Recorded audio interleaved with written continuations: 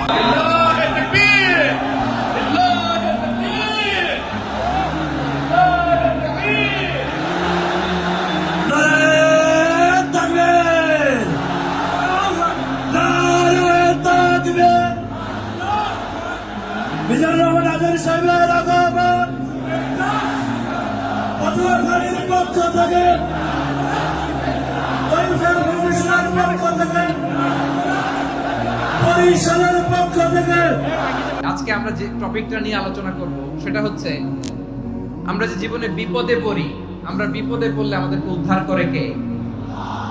আল্লাহ ছাড়া আমাদের বাঁচানোর কেউ আছে? উদ্ধার করার কেউ আছে? রক্ষা করার কেউ আছে? এজন্য বিপদে পড়লে আমরা চাইবো কার কাছে? আমাদের যাই দরকার হোক আমরা ফরিয়াদ করব কার কাছে? নাকি মাজারে যেয়ে চাবেন?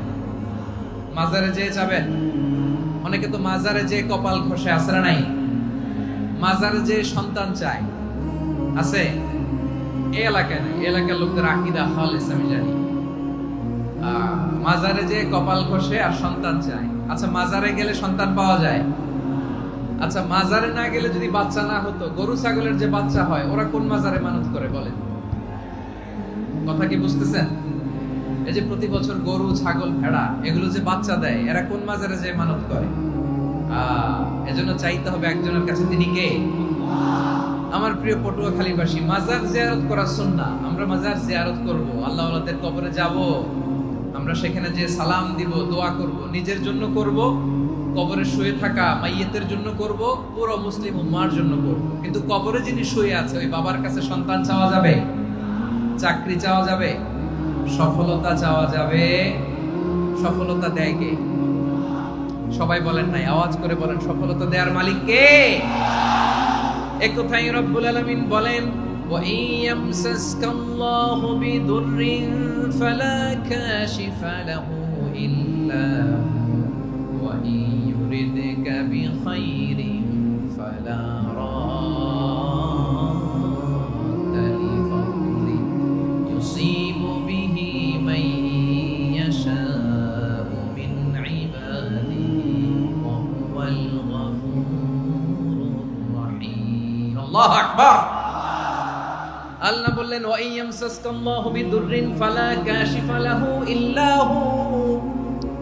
আল্লাহ যদি তোমাকে কোনো বিপদ স্পর্শ করায়, আল্লাহ যদি তোমারে কোনো বিপদে ফেলে দেয়, ওই বিপদ থেকে উদ্ধার করার তিনি ছাড়া আর কেউ নাই। জোরে বলেন ঠিক কিনা? তিনি যদি কোনো বিপদে ফেলেন, তিনি ছাড়া বিপদ থেকে উদ্ধার করার কেউ নাই। আর তিনি যদি তোমার প্রতি কোনো অনুগ্রহ করতে চান, ওই অনুগ্রহ ঠেকিয়ে দেওয়ার ক্ষমতাও কারো নাই। আল্লাহ যদি আপনার সফলতা দিতে চায়, পৃথিবীর কোন শক্তি ওই সফলতাকে থামাতে পারে? এজন্য আল্লাহ বললেন, খবরদার, চিন্তা রাখিদা খালিস করে নাও।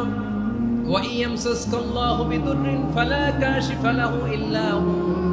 আল্লাহ বিপদে ফেললে বিপদ থেকে উদ্ধার করার কেউ থাকে না। আর আল্লাহ যদি তোমার প্রতি দয়া দেখাতে চান, অনুগ্রহ করতে চান, ওই অনুগ্রহকে প্রতিরোধ করার মতো ক্ষমতা কারো নাই। তিনি তার বান্দাদের মধ্য থেকে যাকে ইচ্ছা তাকে দেন, যত ইচ্ছা তত দেন। তিনি ক্ষমাশীল, তিনি মেহেরবান। সুবহানাল্লাহ। তিনি ক্ষমাশীল, তিনি মেহেরবান। তাহলে এই আয়াত থেকে আমরা বুঝতে পারলাম, আমরা যদি বিপদে পড়ি আমাদেরকে কেউ বাঁচাতে পারে না। আমার বাবা আমারে বাঁচাতে পারে?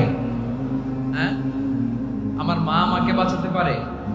আমার বন্ধু আমারে বাঁচাতে পারে? আমার দলের কর্মী আমাকে বাঁচাতে পারে? আমার পীর সাহেব আমারে বাঁচাতে পারে?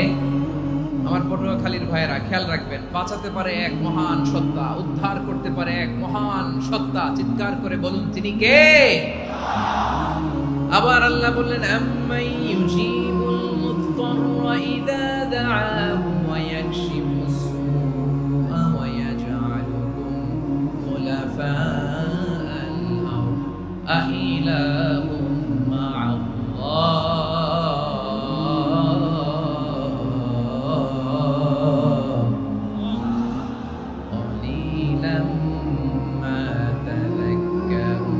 রব্বুল আলামিন বলেন, বিপদে পড়ে কাতর কণ্ঠে চিন্তাগ্রস্ত হয়ে যখন কেউ ফরিয়াদি হয়ে আল্লাহর ডাকে হাত তোলে, তখন এই ব্যক্তির ডাকে সাড়া দেয় কে? সবাই বলুন। কণ্ঠে বিপন্ন অবস্থায় আপনি যখন কেঁদে কেঁদে হাত তুলে আপনার দুঃখের কথা জানান, আপনি যখন ডাকেন তারে, তখন আপনার ডাকে সাড়া দেয় কে? আল্লাহ বলে, আমি সাড়া দেই। তোমাদের বিপদকে মুক্ত করে দেয় কে? ওই আল্লাহর সাথে কোন উপাস্য আছে নাকি? কিন্তু খুব অল্প সংখ্যক লোকই তোমরা উপদেশ গ্রহণ করো। কথাটা কার? তাহলে বিপন্ন মানবতা যখন কাঁদে, মানুষ যখন বিপদে পড়ে নিরুপায় হয়ে ফরিয়াদ করে, তার ডাক শোনার কেউ নাই একজন ছাড়া। চিল্লায় বলেন তো, তিনি কে? এজন্য আমরা ফরিয়াদের হাত কার দিকে তুলব? প্রিয় পটুয়াখালী, বলেন, ফরিয়াদের দুটো হাত আমরা কার দিকে তুলব? এবং খেয়াল রাখতে হবে, মাথার সাথে সেট করে নিতে হবে, আল্লাহ ছাড়া আমাকে উদ্ধার করার কেউ নাই। এই পৃথিবীতে কেউ আপন না। প্রিয় ভাইরা, বিপদে বললে বোঝা যায় কেউ আপন না। আপন শুধু একজন মহান সত্তা, তিনি কে? এটা কি আপনারা খেয়াল রাখতে পারবেন? হ্যাঁ, বিপদে আপদে কেউ আমাদের বাঁচাতে পারে না, তরাতে পারে না, মুক্তি দিতে পারে না, উদ্ধার করতে পারে না, একমাত্র আমার প্রভু ছাড়া, আল্লাহ ছাড়া। চিল্লায় বলেন ঠিক কিনা? এবং প্রিয় পটুয়াখালীর ভাইয়েরা, মাথার সাথে এটা সেট করে নিতে হবে যে আমাদের পুরো জীবনটাই পরীক্ষা। পুরো জীবনটাই কি? The life is a test. পুরো জীবনটাই পরীক্ষা। এই জীবনে বিপদ আসবে, আপদ আসবে, পরীক্ষা আসবে, সবার জীবনে এটা থাকে। এক একজনের পরীক্ষা এক এক রকম। আমার পরীক্ষা একরকম, মাসুদ ভাইয়ের পরীক্ষা একরকম, চৌধুরী সাহেবের পরীক্ষা একরকম, আপনার পরীক্ষা একরকম, উনার পরীক্ষা আবার আরেক রকম। পুরো পৃথিবীটাই পরীক্ষা ক্ষেত্র, সবাই পরীক্ষা দিচ্ছে, কিন্তু কারো পরীক্ষা প্রশ্নের সাথে কারোটার মিল নাই। সুবহানাল্লাহ পড়বেন না? পুরোটাই পরীক্ষা ক্ষেত্র, সবাই পরীক্ষার্থী, কিন্তু প্রশ্নপত্র একটার সাথে আরেকটা মিলে না। One doesn't match the other. একজনেরটার সাথে আরেকজনেরটা মিলে না। কাউকে আল্লাহ তাআলা ধনী বানিয়ে পরীক্ষা করেন। কি বানিয়ে? কথা কি বুঝতেছেন নাকি কষ্ট হচ্ছে? কষ্ট হচ্ছে আপনাদের? কাউকে আল্লাহ ধনী বানিয়ে পরীক্ষা করেন, আবার কাউকে আল্লাহ তাআলা গরিব বানিয়ে পরীক্ষা করেন, কাউকে আল্লাহ অসুস্থ বানিয়ে পরীক্ষা করেন। কেউ দেখবেন যে দুরারোগ্য ব্যাধিতে আক্রান্ত, ডাক্তার বলেছে আর সময় নাই, দুরারোগ্য ব্যাধি, ক্যান্সার, যার নেই কোনো অ্যান্সার, তার জন্য পরীক্ষা হচ্ছে এই রোগ। আরেক লোক দেখবেন তার আবার রোগ বালাই নাই, মাশাআল্লাহ, তাকে আল্লাহ তাআলা আর্থিক দৈন্যতা, দারিদ্রতা দিয়ে পরীক্ষা করছেন। এরকম আছে না? নাই? টাকা পয়সা নাই, দিন আনে দিন খায়, যা আছে তাতে চলে না, এটা তার জন্য পরীক্ষা। আবার আরেক শ্রেণীর লোক দেখবেন তাকে আল্লাহ অসুস্থতাও দেয় নাই, দারিদ্রতাও দেয় নাই, তার দাম্পত্য জীবনের সমস্যা আছে না? নাই? স্ত্রী কথা শোনে না, অথবা ছেলে মেয়ে কথা শোনে না। তাহলে পরীক্ষা সবার জীবনে আছে, এক একজনের পরীক্ষাটা এক এক রকম। আল্লাহ তাআলা দেখতে চায় যে এই পরীক্ষার সময় আমরা কিরকম রেসপন্স করি, how to deal with the test, কিভাবে এই বিপদ আপদ পরীক্ষাগুলোকে আমরা হ্যান্ডেল করব, ডিল করব। এটা হচ্ছে আজকের আলোচনার বিষয়। বুঝতে পেরেছেন সবাই আমার প্রিয় ভাইয়েরা? তাহলে পরীক্ষাময় আমাদের জীবন, বিপদ আপদ পরীক্ষা, এটা মানুষের পিছু ছাড়ে না। সবার জীবনে পরীক্ষা আছে। নবীদের জীবনেও পরীক্ষা ছিল। সাহাবারা জিজ্ঞেস করেছেন, ইয়া রাসূলুল্লাহ, আইয়ুন নাসি আশাদ্দু বালাআন ফিদ দুনিয়া, এই দুনিয়ার বুকে কাদের পরীক্ষা সবচেয়ে বেশি? বিশ্বনবী বলেছেন, আল আম্বিয়া। এই পৃথিবীতে সবচেয়ে বেশি পরীক্ষা আল্লাহ তাআলা নিয়ে থাকেন নবীদের। কাদের? নবীদের। সুম্মাল আমসাল ফাল আমসাল, এরপরে নবীদের পরের স্তরে যারা, তাদের পরীক্ষা। এরপরে তাদের পরের স্তরে যারা, তাদের পরীক্ষা। সিদ্দিকিনদের, শুহাদাদের, সলিহিনদের, আল্লাহওয়ালাদের। যার ঈমান যত মজবুত, তার জীবনে পরীক্ষাও তত বেশি। চিল্লায় বলেন ঠিক কিনা? তাহলে মুমিনরা, বিশ্বাসীরা, আমরা কি পরীক্ষা বিপদ আপদে ভয় পাই? হ্যাঁ, বিপদ দেখলে ভয় লাগে আপনাদের? ভয় লাগে? হ্যাঁ, না, মুমিনরা বিপদে ভয় পায় না, তারা হতাশ হয় না, সুবহানাল্লাহ, তারা নিরাশ হয় না। বিশ্বাসীরা হাল ছেড়ে দেয় না, তারা ভরসা রাখে একজনের উপর। চিল্লায় বলতে হবে তিনি কে? কারণ মুমিন জানে the grief isn't permanent, the test isn't permanent, the struggle in our life isn't permanent. আমাদের জীবনের দুঃখ, কষ্ট, স্ট্রাগল, এগুলো পার্মানেন্ট নয়। after every difficulties there is an ease. সব কষ্টের পরেই একটা সুখ আছে না? নাই? রব্বুল আলামিন বলেন, ফা ইন্না মাআল উসরি ইউসরা, ইন্না মাআল উসরি ইউসরা, ভয় পেও না, চিন্তা করো না, কষ্টের সাথেই আমি রেখে দিয়েছি স্বস্তি। সুবহানাল্লাহ বলেন। মুমিন জীবনে বিপদ যত বেশি, কষ্ট যত বেশি, তার সামনে সফলতা তার চেয়েও বেশি। ঠিক কিনা বলেন? কারণ বিশ্বাসীরা জানে রাত্রি যত গভীর হয়, সুবহে সাদিকের সময় তত আগাতে থাকে। গর্ভবতী নারীর পেটের ব্যথা যত বাড়তে থাকে, ঘরে নতুন মেহমান আগমনের সময় ঘনাতে থাকে। মুমিনদের উপর বিপদ, অত্যাচার, আপদ, পরীক্ষা যত বাড়তে থাকে, কালেমার পতাকা উড্ডয়নের সময় কাছে আসতে থাকে। বিশ্বাসীদের এগুলো হিসাব মিলানো অনেক আগে, এগুলো অনেক আগে হিসাব মিলানো। দুঃখের আধার শেষে সুখের আলো মিটি মিটি হাসে। চিল্লায় বলেন ঠিক কিনা? আধার শেষে আলোর প্রভাত হাসে, হতাশার কালো মেঘে যায় গো ভেসে, হতাশার কালো মেঘে যায় গো ভেসে। দুঃখের আধার শেষে আলোর প্রভাত হাসে, হতাশার কালো মেঘে যায় গো ভেসে, হতাশার কালো মেঘে যায় গো ভেসে। কোরআনের পাতায় পাতায় দেখো ইমানের পথ ঢাকা ব্যথার কাটায়, কোরআনের পাতায় পাতায় দেখো ইমানের পথ ঢাকা ব্যথার কাটায়। ভেঙে পড়ো না কভু হতাশ হয়ে, ভেঙে পড়ো না কভু হতাশ হয়ে, জ্বলে পুড়ে খাঁটি সোনা হও গো শেষে, জ্বলে পুড়ে খাঁটি সোনা হও গো শেষে। দুঃখের আধার শেষে আলোর প্রভাত হাসে, হতাশার কালো মেঘে যায় গো ভেসে, হতাশার কালো মেঘে যায় গো ভেসে। ঠিক কিনা বলেন? দুঃখ যত বেশি, পরীক্ষা যত বেশি, কষ্ট যত বেশি, সুখের সময় তত কাছাকাছি চিল্লায় বলতে হবে, ঠিক কিনা? এজন্য মুমিন জীবনে পরীক্ষা বেশি, মুমিনদের হতাশা নাই। মুমিনরা নিরাশ হয় না, হতাশ হয় কাফিররা। মুমিনরা কখনো হাল ছেড়ে দেয় না, মুমিনরা ভরসা রাখে একজনের উপর, তিনি কে? তাহলে আমার প্রিয় পটুয়াখালীবাসী, বিপদ থাকবে, পরীক্ষা থাকবে, এই বিপদ থেকে আমাদেরকে উদ্ধার করবেন একজন, তিনি কে? আমরা শুধু আল্লাহর উপরই ভরসা রাখবো। রাজি আছেন তো? চাইবো একজন সত্তার কাছে, আওয়াজ করে বলুন তিনি কে? একজন সত্তার কাছে চাইবে। বিশ্বনবী ওনার চাচাতো ভাই আব্দুল্লাহ ইবনে আব্বাস রাদিয়াল্লাহু তাআলা আনহুকে বললেন, ইয়া আব্দুল্লাহ ইবনে আব্বাস, হে আব্দুল্লাহ ইবনে আব্বাস, ইদা সাআলতা ফাসআলিল্লাহ, যখন চাইবে আল্লাহর কাছে যাও। ও আব্দুল্লাহ, যখন চাইবা আল্লাহর কাছে চাও। ওয়া ইদা ইসতাআনতা ফাসতাইন বিল্লাহ, যখন সাহায্য চাইবা আল্লাহর কাছে ফরিয়াদ করো। জেনে রেখো ও আব্দুল্লাহ, ওয়া'লাম আন্নাল উম্মাতা লাউ ইজতামাআত আলা আন ইয়ানফাউকা বিশাইইন লাম ইয়ানফাউকা ইল্লা বিশাইইন ক্বাদ কাতাবাহু আল্লাহু লাক। ও আব্দুল্লাহ, জেনে রেখো, মনে রেখো, গোটা বিশ্বের সবাই মিলে যদি তোমার উপকার করতে চায়, ততটুকুই তারা করতে পারবে যতটুকু আল্লাহ তোমার নসিবে সেটা লিখে রেখেছে। ঠিক কিনা বলেন? আর যদি গোটা বিশ্বের সবাই মিলে তোমার বিরুদ্ধে কনস্পাইরেসি করে, ষড়যন্ত্র করে, গোটা বিশ্বের সবাই মিলেও যদি তোমার ক্ষতি করতে চায়, ততটুকুই শুধু পারবে যেটা আল্লাহ তোমার জন্য বরাদ্দ রেখেছে। যতটুকু আল্লাহ তাআলা তোমার জন্য বরাদ্দ রেখেছে ততটুকুই ক্ষতি করতে পারবে, আর এক চুল বেশিও করতে পারবে না, কমও করতে পারবে না। চিল্লায় বলেন ঠিক কিনা?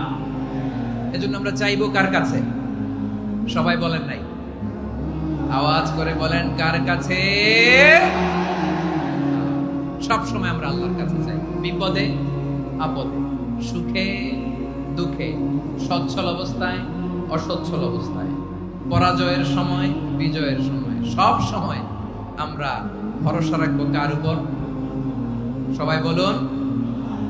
একদল লোক আছে যারা বিপদে পড়লে আল্লাহরে ডাকে, আছে না নাই? পটুয়াখালীতে মাশাআল্লাহ নাই। বিপদ আসলে আল্লাহরে ডাকে, বিপদ নাই আল্লাহও নাই। বিপদে পড়লে নামাজ পড়ে, বিপদও নাই নামাজও নাই। বিপদে পড়লে জিকির করে, বিপদ যখন চলে যায় ওদের জিকিরও বন্ধ হয়ে যায়। এরকম আছে না নাই? কিছু লোক দেখবেন পরীক্ষা আসলে নামাজ পড়ে, আছে আছে। জেনজি আওয়াজ করো, এরকম আছে? এই কমন পড়ে গেছে, কমন পড়ছে। দেখবেন পরীক্ষার সময় নামাজ পড়ে, পরীক্ষাও নাই নামাজও আছে। এরকম কিছু লোক আছে অসুস্থ হলে আল্লাহরে বড্ড ভালোবাসে, আল্লাহরে খুব ডাকে।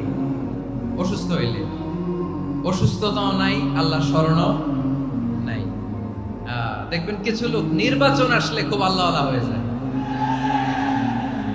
তখন দেখবেন মাথার মধ্যে হেজাব লাগায়, পাঞ্জাবি লাগায়, আল্লাহ আল্লাহ হয়ে যায়, নির্বাচনও নাই, এরপরে আল্লাহর কথাও নাই।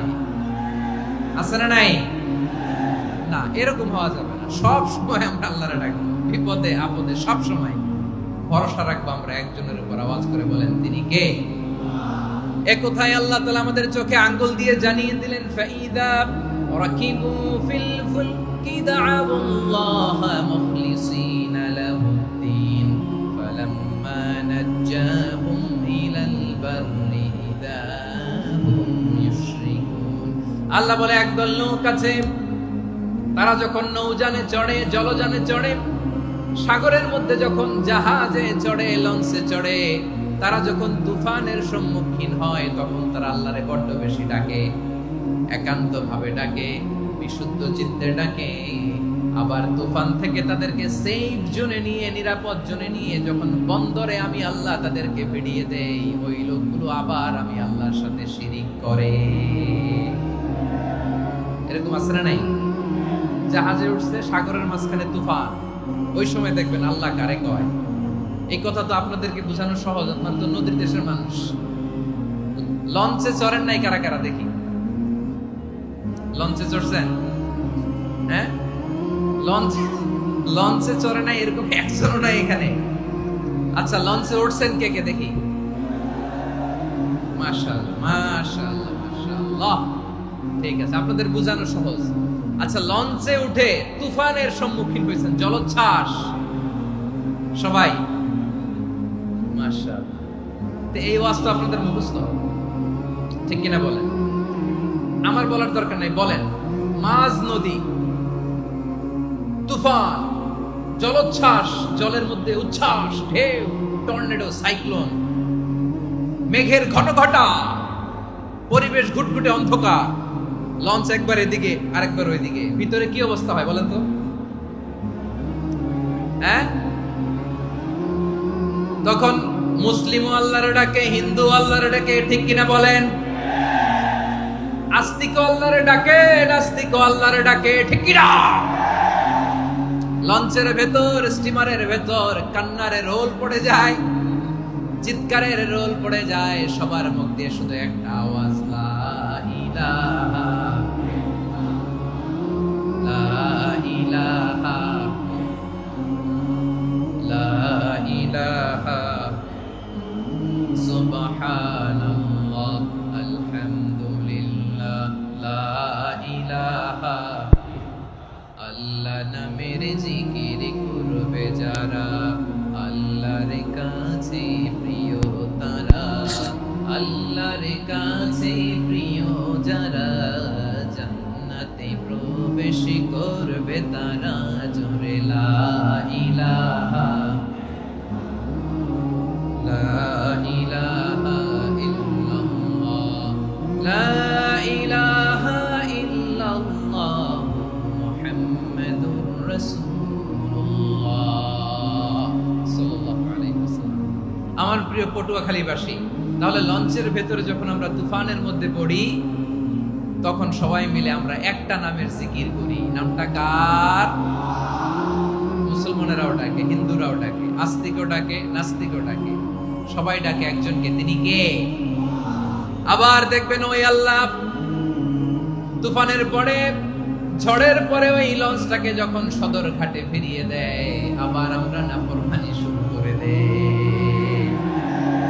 সে কোথায় আল্লাহ বললেন, ফাইদা রাকিবু ফিল ফুলকি দা'আবুল্লাহা মুখলিসিনা লাহুদ্দিন ফালাম্মা নাজ্জাহুম ইলাল বাররি ইযা হুম ইউশরিকুন।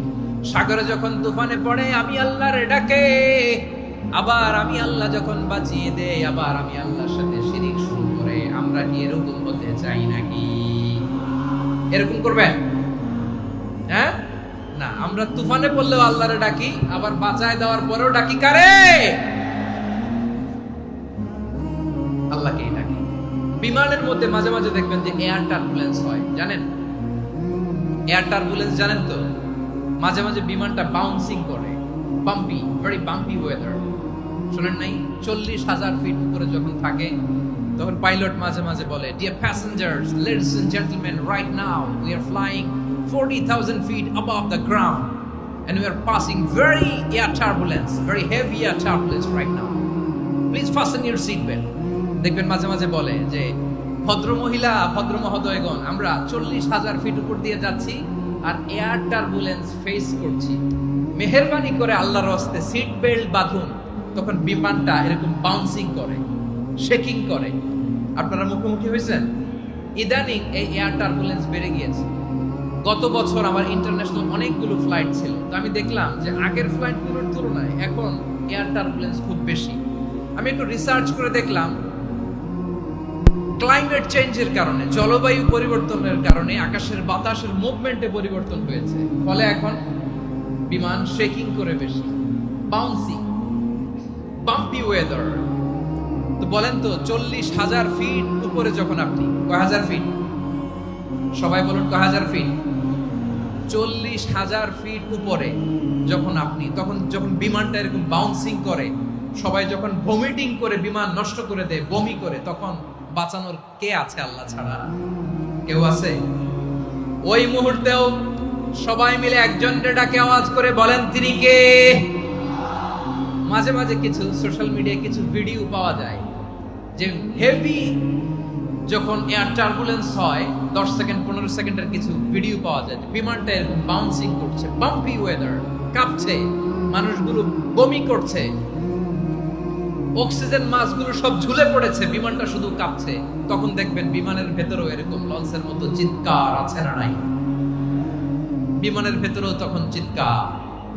গত বছর হিথ্রো এয়ারপোর্ট থেকে সিঙ্গাপুর এয়ারলাইন্সের একটা ফ্লাইট, হিথ্রো টু চাঙ্গি, একটা ফ্লাইটে এমন বেশি এয়ার টার্বুলেন্সের শিকার হয়েছিল ওই এয়ারক্রাফটটা, 33 জন যাত্রী সেখানে আহত হয়েছে, একজন যাত্রী নিহত হয়েছে।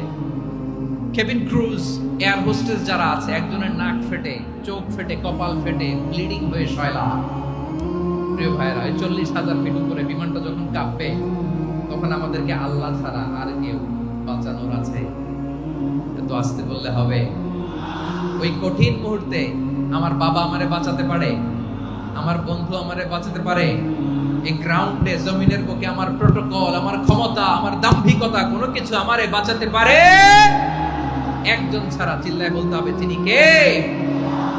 সে আল্লাহ বললেন, গোলাম আমি বিপদের সময় ঠিকই তোমাদের বাঁচিয়ে দেই।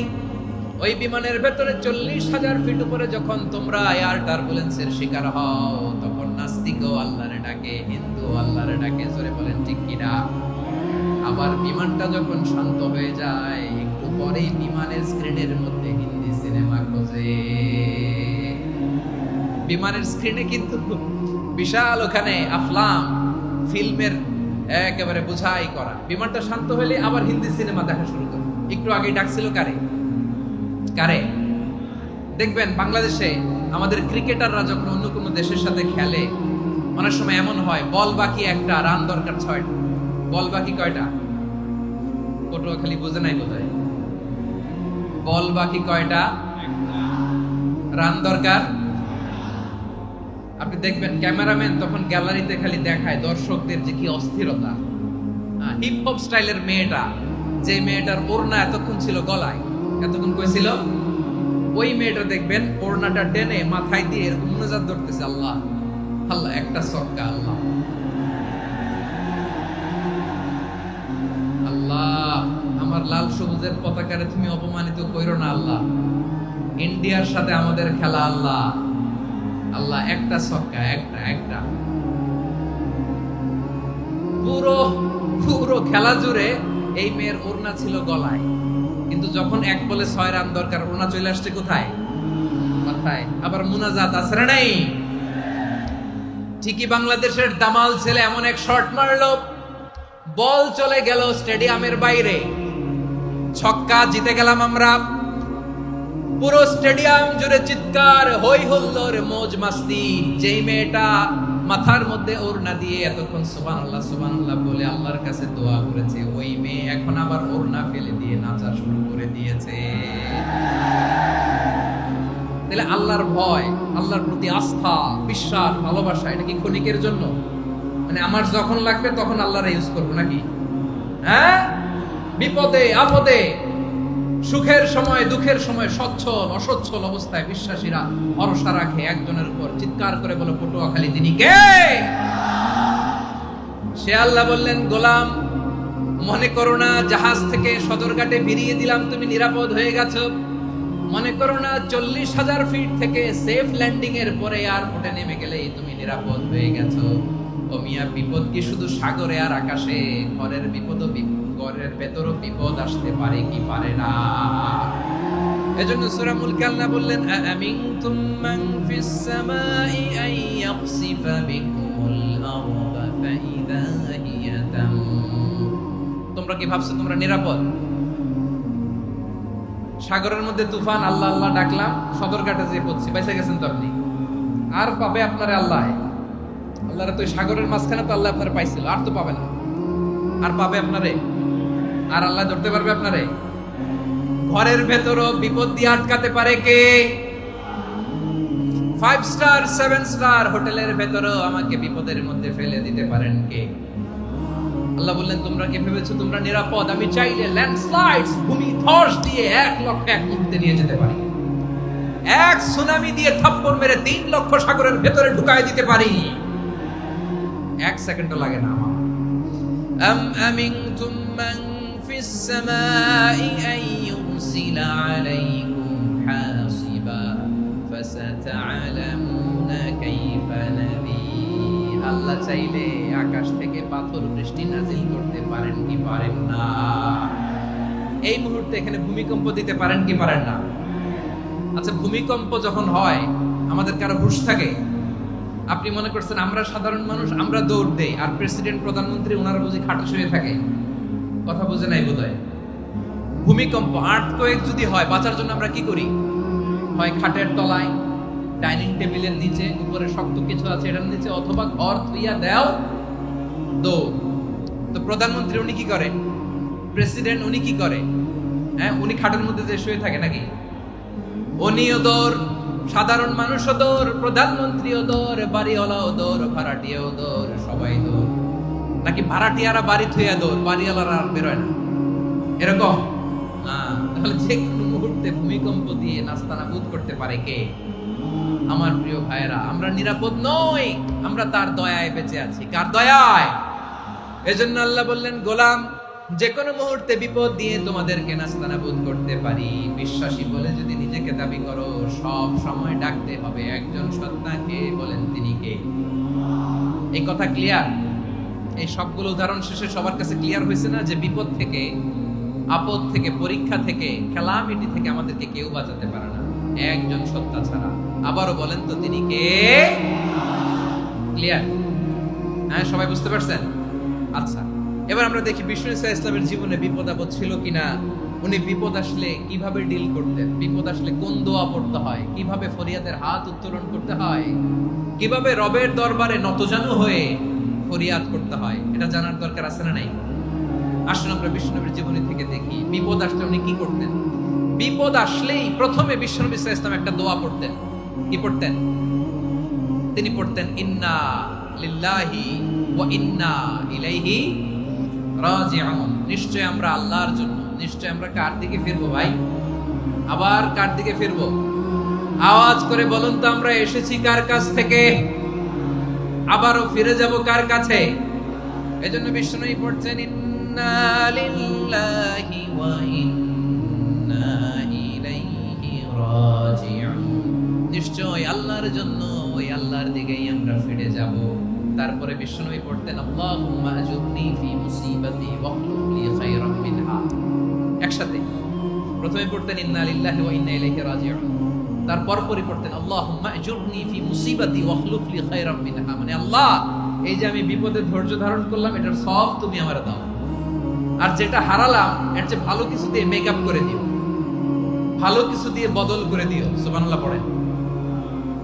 তাহলে বিপদ আসলে আমরা কি পড়ব? কথা বলেন। এই যে আমি শুয়েছিলাম, নাশিদ গাচ্ছিল ওরা, এদেশে পরস্পরে দেখা হলে দেয় সালাম, এদেশে আমজনতার হৃদয় জুড়ে পাকালাম, এদেশে বিপদ এলে সর্বজনে সর্বক্ষণে দোয়া পড়ে ইন্না লিল্লাহি। কি পড়ে? সুবহানাল্লাহ সুবহানাল্লাহ সুবহানাল্লাহ সুবহানাল্লাহ। এদেশে আজান শুনে সূর্য ওঠে শহর গ্রামে, এদেশে আজান শুনে সূর্য ডুবে সন্ধ্যা নামে, এদেশে সকল কাজে সবাই বলে বিসমিল্লাহ, এদেশে ভালো কিছু দেখে শুনে হাসি মুখে সবাই বলে মাশাআল্লাহ। সুবহানাল্লাহ পড়েন। তাহলে বিপদ এলে আমরা কি পড়ি? কথা বুঝলে সবাই উত্তর দিতে হবে। বিপদ এলে কি পড়ি? তাহলে বিপদ এলেই আমরা এখন থেকে ইন্না লিল্লাহ করব, নাকি হাই হুতাশ করবেন?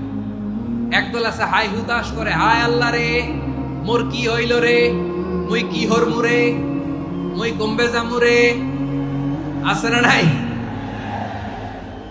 এরকম বিলাপ করতে নিষেধ করেছেন বিশ্বনবী। কি করব, কই যাব, কি হবে, হায় হায়, এরকম হাহুতাশ আছে না নাই? বিশ্বাসীরা হাহুতাশ করে না, তারা ইন্না লিল্লাহ পড়ে। কি পড়ে মনে থাকবে? আমরা পড়বো ইন্না লিল্লাহি ওয়া ইন্না ইলাইহি রাজিউন। নিশ্চয়ই আমরা আল্লাহর জন্য, আমরা আল্লাহর দিকেই ফিরে যাব। এরপর পড়বো আল্লাহুম্মা আজুরনি ফি মুসিবাতি ওয়াখলুফ লি খায়রাম মিনহা। আল্লাহ, আমি যে বিপদে ধৈর্য ধারণ করলাম এটার সওয়াব দিও, আর যা হারালাম তার চেয়ে ভালো কিছু দিয়ে বদল করে দিও। সুবহানাল্লাহ পড়েন। বিশ্বনবীর হাদিস শুনলেন উম্মে সালামা রাদিয়াল্লাহু তাআলা আনহা। ওনার স্বামী হলো আবু সালামা। মজার ঘটনা খেয়াল করে শুনেন আমার প্রিয় কলিজার টুকরা ভাইয়েরা। কানগুলো খরগোশের কানের মতো খাড়া করে আমার দিকে তাকান। সাইয়্যিদাতুনা উম্মে সালামা রাদিয়াল্লাহু তাআলা আনহা, ওনার স্বামীর নাম আবু সালামা। শ্রেষ্ঠ দম্পতি, শ্রেষ্ঠ ফ্যামিলি। প্রথমে হিজরত করেছিলেন হাবাসায়, পরে হিজরত করেছেন মদিনায়। উহুদ যুদ্ধের পরে ওনার স্বামী আবু সালামা ইন্তেকাল করলো, শহীদ হলো। সুবহানাল্লাহ পড়েন। যখন আবু সালামা ইন্তেকাল করলো, উম্মে সালামা রাদিয়াল্লাহু তাআলা আনহা কেঁদে কেঁদে হয়রান। আর নবীর শিখানো বাণী অনুযায়ী তিনি বারবার পড়ছিলেন ইন্না লিল্লাহ। কি পড়ছিলেন? জামু কি হরমু এগুলো বলে নাই। কি বলছে? ইন্না লিল্লাহ। যেহেতু বিশ্বনবী বলেছেন কেউ যদি বিপদের প্রথম ধাক্কায় পড়ে ইন্না লিল্লাহি ওয়া ইন্না ইলাইহি রাজিউন, আল্লাহুম্মা আজুরনি ফি মুসিবাতি ওয়াখলুফ লি খায়রাম মিনহা, তাহলে এই বিপদে যে সে যা হারালো তার চেয়ে শ্রেষ্ঠ কিছু দিয়ে আল্লাহ তার বদল দিয়ে দিবে। এই হাদিস শুনে উম্মে সালামা রাদিয়াল্লাহু তাআলা আনহা ওনার প্রাণপ্রিয় স্বামী আবু সালামার ইন্তেকালের পরে চোখের পানি ছাড়ে আর পড়ে ইন্না লিল্লাহি ওয়া ইন্না ইলাইহি রাজিউন, আল্লাহুম্মা আজুরনি ফি মুসিবাতি ওয়াখলুফ লি খায়রাম মিনহা। বারবার এই দোয়া পড়ে চোখের পানি ছাড়ে, এই দোয়া পড়ে চোখের পানি ছাড়ে। আর মনে মনে বলে আবু সালামার মতো ভালো মানুষ মদিনাতে নাই, আবু সালামার চেয়েও ভালো মানুষ মদিনাতে নাই। তার চেয়ে ভালো মানুষ কি করে আল্লাহ তাআলা আমারে দিবে? তার চেয়ে ভালো মানুষ তো আমি মদিনাতে দেখি না। চোখের পানি দিয়ে বুক ভাসায় আর নবীর হাদিসের উপর আমল করে পড়ে ইন্না লিল্লাহি ওয়া ইন্না ইলাইহি রাজিউন, ইন্না লিল্লাহি ওয়া ইন্না ইলাইহি রাজিউন। পড়তে পড়তে চোখের পানি ছাড়ে আর চিন্তা করে বিশ্বনবী বললেন এই দোয়া পড়লে যেটা হারালাম তার চেয়ে ভালো কিছু দিয়ে আল্লাহ পুরস্কার দেয়। আবু সালামের চেয়ে ভালো মানুষ মদিনার মধ্যে আর কে হতে পারে? কি আজীব তামাশা, কি অবাক করা ঘটনা। কিছুদিন পরে দেখা গেল সাইয়্যিদুল মুরসালিন রাহমাতাল লিল আলামিন স্বয়ং বিশ্ব নবী উম্মে সালামাকে বিয়ের প্রস্তাব পাঠিয়েছে। স্বয়ং বিশ্ব নবী উম্মে সালামা রাদিয়াল্লাহু তাআলা থেকে বিয়ের প্রস্তাব পাঠিয়েছেন। উনি রাজি হয়ে গেলেন, বিয়ে হয়ে গেল। উনি হয়ে গেলেন উম্মুল মুমিনিন, আমাদের মা, পুরো মুসলিম উম্মার মা। চিৎকার করে বলেন আল্লাহু আকবার। তাহলে আমার প্রাণপ্রিয় ভাইরা, বিপদে পড়লে আমরা পড়বো ইন্না লিল্লাহি ওয়া ইন্না ইলাইহি রাজিউন, আল্লাহুম্মা আজুরনি ফি মুসিবাতি ওয়াখলুফ লি খায়রাম মিনহা। পড়বেন? পড়বেন না? যারা যারা বিপদ আসলে এই দোয়াটা পড়বেন এখন থেকে আওয়াজ করে ইনশাআল্লাহ বলেন। যা হারাইছেন তার চেয়ে শ্রেষ্ঠ জিনিস দিয়ে বদলা দিবে কে? বিশ্বাস হয়? একটু সন্দেহ লাগে মনে হয়, একটু সন্দেহ আছে। যাদের বিশ্বাস হবে তাদেরকে আল্লাহ উত্তম বদলা দেবে, ঠিক কিনা বলেন? তাহলে বিপদে পড়লেই প্রথমে আমরা এটা বলবো। দোয়াগুলো যদি এখন মুখস্থ না হয়, এই যে রেকর্ডিং হচ্ছে পেয়ে যাবেন, কালকেই পেয়ে যাবেন। শুনে শুনে মুখস্থ করবেন। আমার মায়েরা, আমার বোনেরা, আপনাদের জন্য 3টি মাঠের অ্যারেঞ্জমেন্ট করা হয়েছে আমি জানি। আপনারাও এই দোয়াগুলো পড়বেন। আপনার স্বামীকে শেখাবেন, সন্তানকে শেখাবেন, আপনার পুরো পরিবারটাকে জান্নাতের টুকরো বানিয়ে দিবে কে? তাহলে বিপদ আসলে প্রথমে কি পড়তে হবে এটা জেনে গেলাম। এরপরে বিপদ আসলে নিজেকে কি করে আল্লাহর কাছে সঁপে দিতে হয় এটাও জানার দরকার আছে না নাই? বিপদে প্রথমে ইন্নালিল্লাহ করলাম, ধৈর্য ধারণ করলাম, বিপদ থেকে উদ্ধারের সর্বোচ্চ চেষ্টা করলাম। আমার কাজ যখন শেষ তখন আমি আমার এই বিষয়টা আল্লাহর কাছে সঁপে দিব। কার কাছে সুপর্দ করব? কার কাছে? বিপদে বললে কেমন করে নিজেকে আল্লাহর কাছে সঁপে দিতে হয় আসুন সাইয়েদনা ইব্রাহিম আলাইহিস সালামের জীবনী থেকে জানি। আল্লাহর খলিল ইব্রাহিম আলাইহিস সালাম আমাদের মতো সমাজ ব্যবস্থা পায় নাই। আমরা জন্মের পরে আমাদের কানের ভেতরে আযান দিয়েছে কে? একামত দিয়েছে কে? আমাদের বাপ দাদারা আমাদের কানে আযান দিয়েছে কি দেয় নাই? আমাদের জন্মের পরেই তো আযান, একামত, বাড়ির পাশে মসজিদ, প্রতিদিন আযান, জুমার খুতবা, প্রতি মাসে মাসে তাফসীরুল কোরআন মাহফিল, মসজিদ, মিনারা, অভাব নাই। ঠিক কিনা বলেন? আপনি যেই সুন্দর ইসলামিক এনভায়রনমেন্ট পেয়েছেন, আমাদের ইব্রাহিম খলিল উনিও কি এরকম পেয়েছিলেন? হ্যাঁ, উনি জন্মের পর পরে ওনার কানে আযান দিছে কেউ? আমার প্রিয় ভাইরা, আগা গোড়া একটা শিরকি পরিবেশ উনি জন্মগ্রহণ করেছেন। উনি ছাড়া ওই তল্লাটে একজনও আল্লাহর উপর বিশ্বাসী নাই। কল্পনা করতে পারেন? গোটা তল্লাটে, গোটা দেশে বিশ্বাসী মুমিন, আল্লাহর উপর বিশ্বাস স্থাপনকারী কয়জন? সবাই বলেন কয়জন? বাকি সব মুশরিক। বাকি সব মুশরিক নিজের সাথে নিজে শক্ত বোঝাপড়া করে, অ্যানালজি করে, সেলফ কনভারসেশন করে উনি মহা সত্যের সন্ধান পেয়েছে। উনি আকাশের তারা দেখে ভাবে মনে হয় এটাই আমার খোদা। পরে দেখে তারা নাই, মনে মনে বলে না তাইলে এটা না। আবার চাঁদ দেখে বলে চাঁদটা বড় মায়া লাগে, মনে হয় এটাই আমার রব। পরে দেখে চাঁদও নাই, কয় না এটা না। এরপরে দ্বীপ প্রহরের জলজলে সূর্যটা খাঁ খাঁ করে গোটা পৃথিবীটারে রৌদ্র দিয়ে তাতিয়ে রাখে। তিনি ভাবলেন মনে হয় এটাই আমার রব, কারণ এটাই তো সবচেয়ে বড়। কিন্তু বিকেল বেলা ওই সূর্যটাও যখন চলে যায়, সাইয়েদনা ইব্রাহিম বলে না এটাও তো নাই। আমার খোদা যদি আমারে ছেড়ে চলে যায়, বিপদে পড়লে আমারে উদ্ধার করবে কে? এভাবে নিজের সাথে অ্যানালজি, সেলফ কনভারসেশন করতে করতে করতে তিনি মহা সত্যের সন্ধান পেয়েছেন। সুবহানাল্লাহ।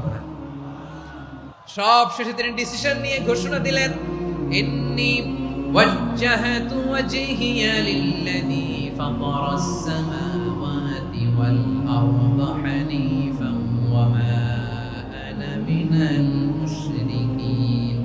নিশ্চয় আমি এমন সত্তার দিকে মনোনিবেশ করলাম, মুখাপেক্ষী হলাম, যিনি আকাশ বানিয়েছেন, জমিন বানিয়েছেন, আমি মুশরিক নই। সুবহানাল্লাহ। পারতেন? আপনি পারতেন? কেউ নাই, লক্ষ লক্ষ মুশরিক, আপনি একা। ওনার মতো এরকম বিচক্ষণতা দিয়ে আল্লাহরে খুঁজে পাইতে পারতেন আপনি? কি নবী ছিল, আল্লাহকে খুঁজে পেয়েছে। যখন আল্লাহর ইবাদত শুরু করলো, এই কথা ছড়ায় পড়লো চারদিকে। নমরুদ সাইয়েদনা ইব্রাহিমকে ডেকে পাঠালেন। নমরুদ বলে, ইব্রাহিম তুমি নাকি মূর্তির পূজা না করে কোন নতুন রবের ইবাদত করো, কে তোমার রব? সাইয়েদনা ইব্রাহিম বললেন, রব্বি আল্লাযী ইউহয়ী ওয়া ইউমীত। আমি এমন রবের ইবাদত করি যিনি জীবন দেন, যিনি মৃত্যু দেন। নমরুদ বলে, তাই নাকি? তোমার রব জীবন দেয়, মৃত্যু দেয়? আর এটা তো আমি দেই, আমিও তো জীবন দেই, আমিও তো মৃত্যু দেই। সাইয়েদনা ইব্রাহিম বললেন, কেমন করে তুমি জীবন দাও, মৃত্যু দাও, একটু দেখাও তো। নমরুদ জেলখানা থেকে দুজন কয়েদিকে ডেকে আনলো। কয়েদি এনে অর্ডার করলো, একটাকে এখনই শিরোচ্ছেদ, হেড অফ, ডেথ পেনাল্টি, মৃত্যুদণ্ড দেয়া হলো, ফিনকি দিয়ে রক্ত বের হলো। নমরুদ বলে, দেখো দুজনকে ধরে আনলাম, একজন কয়েদিকে দিলাম ডেথ পেনাল্টি, মৃত্যুদণ্ড, ওরে মৃত্যু দিলাম। আরেকজন যে দাঁড়িয়ে আছে, চাইলে ওরেও আমি মৃত্যুদণ্ড দিতে পারি, কিন্তু না, ওরে আমি দিব না, ওরে আমি বাঁচাইয়া দিলাম, ছেড়ে দিলাম, মানে জীবন দিলাম। দেখো ইব্রাহিম, তোমার চোখের সামনে একজনরে মৃত্যু দিলাম, আর একজনরে জীবন দিলাম। আপাত দৃষ্টিতে তাই তো, একজনরে তো জীবন দিল, আরেকজনরে মৃত্যু দিল। সাইয়েদনা ইব্রাহিম এবার বিপাকে পড়ে গেলেন। কিন্তু এক একজন নবীকে আল্লাহ এমন উইজডম, বিচক্ষণতা দিয়ে এই জমিনে পাঠিয়েছেন। মুহূর্তের মধ্যে আল্লাহর খলিল ইব্রাহিম বললেন, ফাইন্নাল্লাহা ইয়াতি বিশ-শামসি মিনাল মাশরিকি ফাতি বিহা মিনাল মাগরিব ফাবুহিতাল্লাযী কাফার।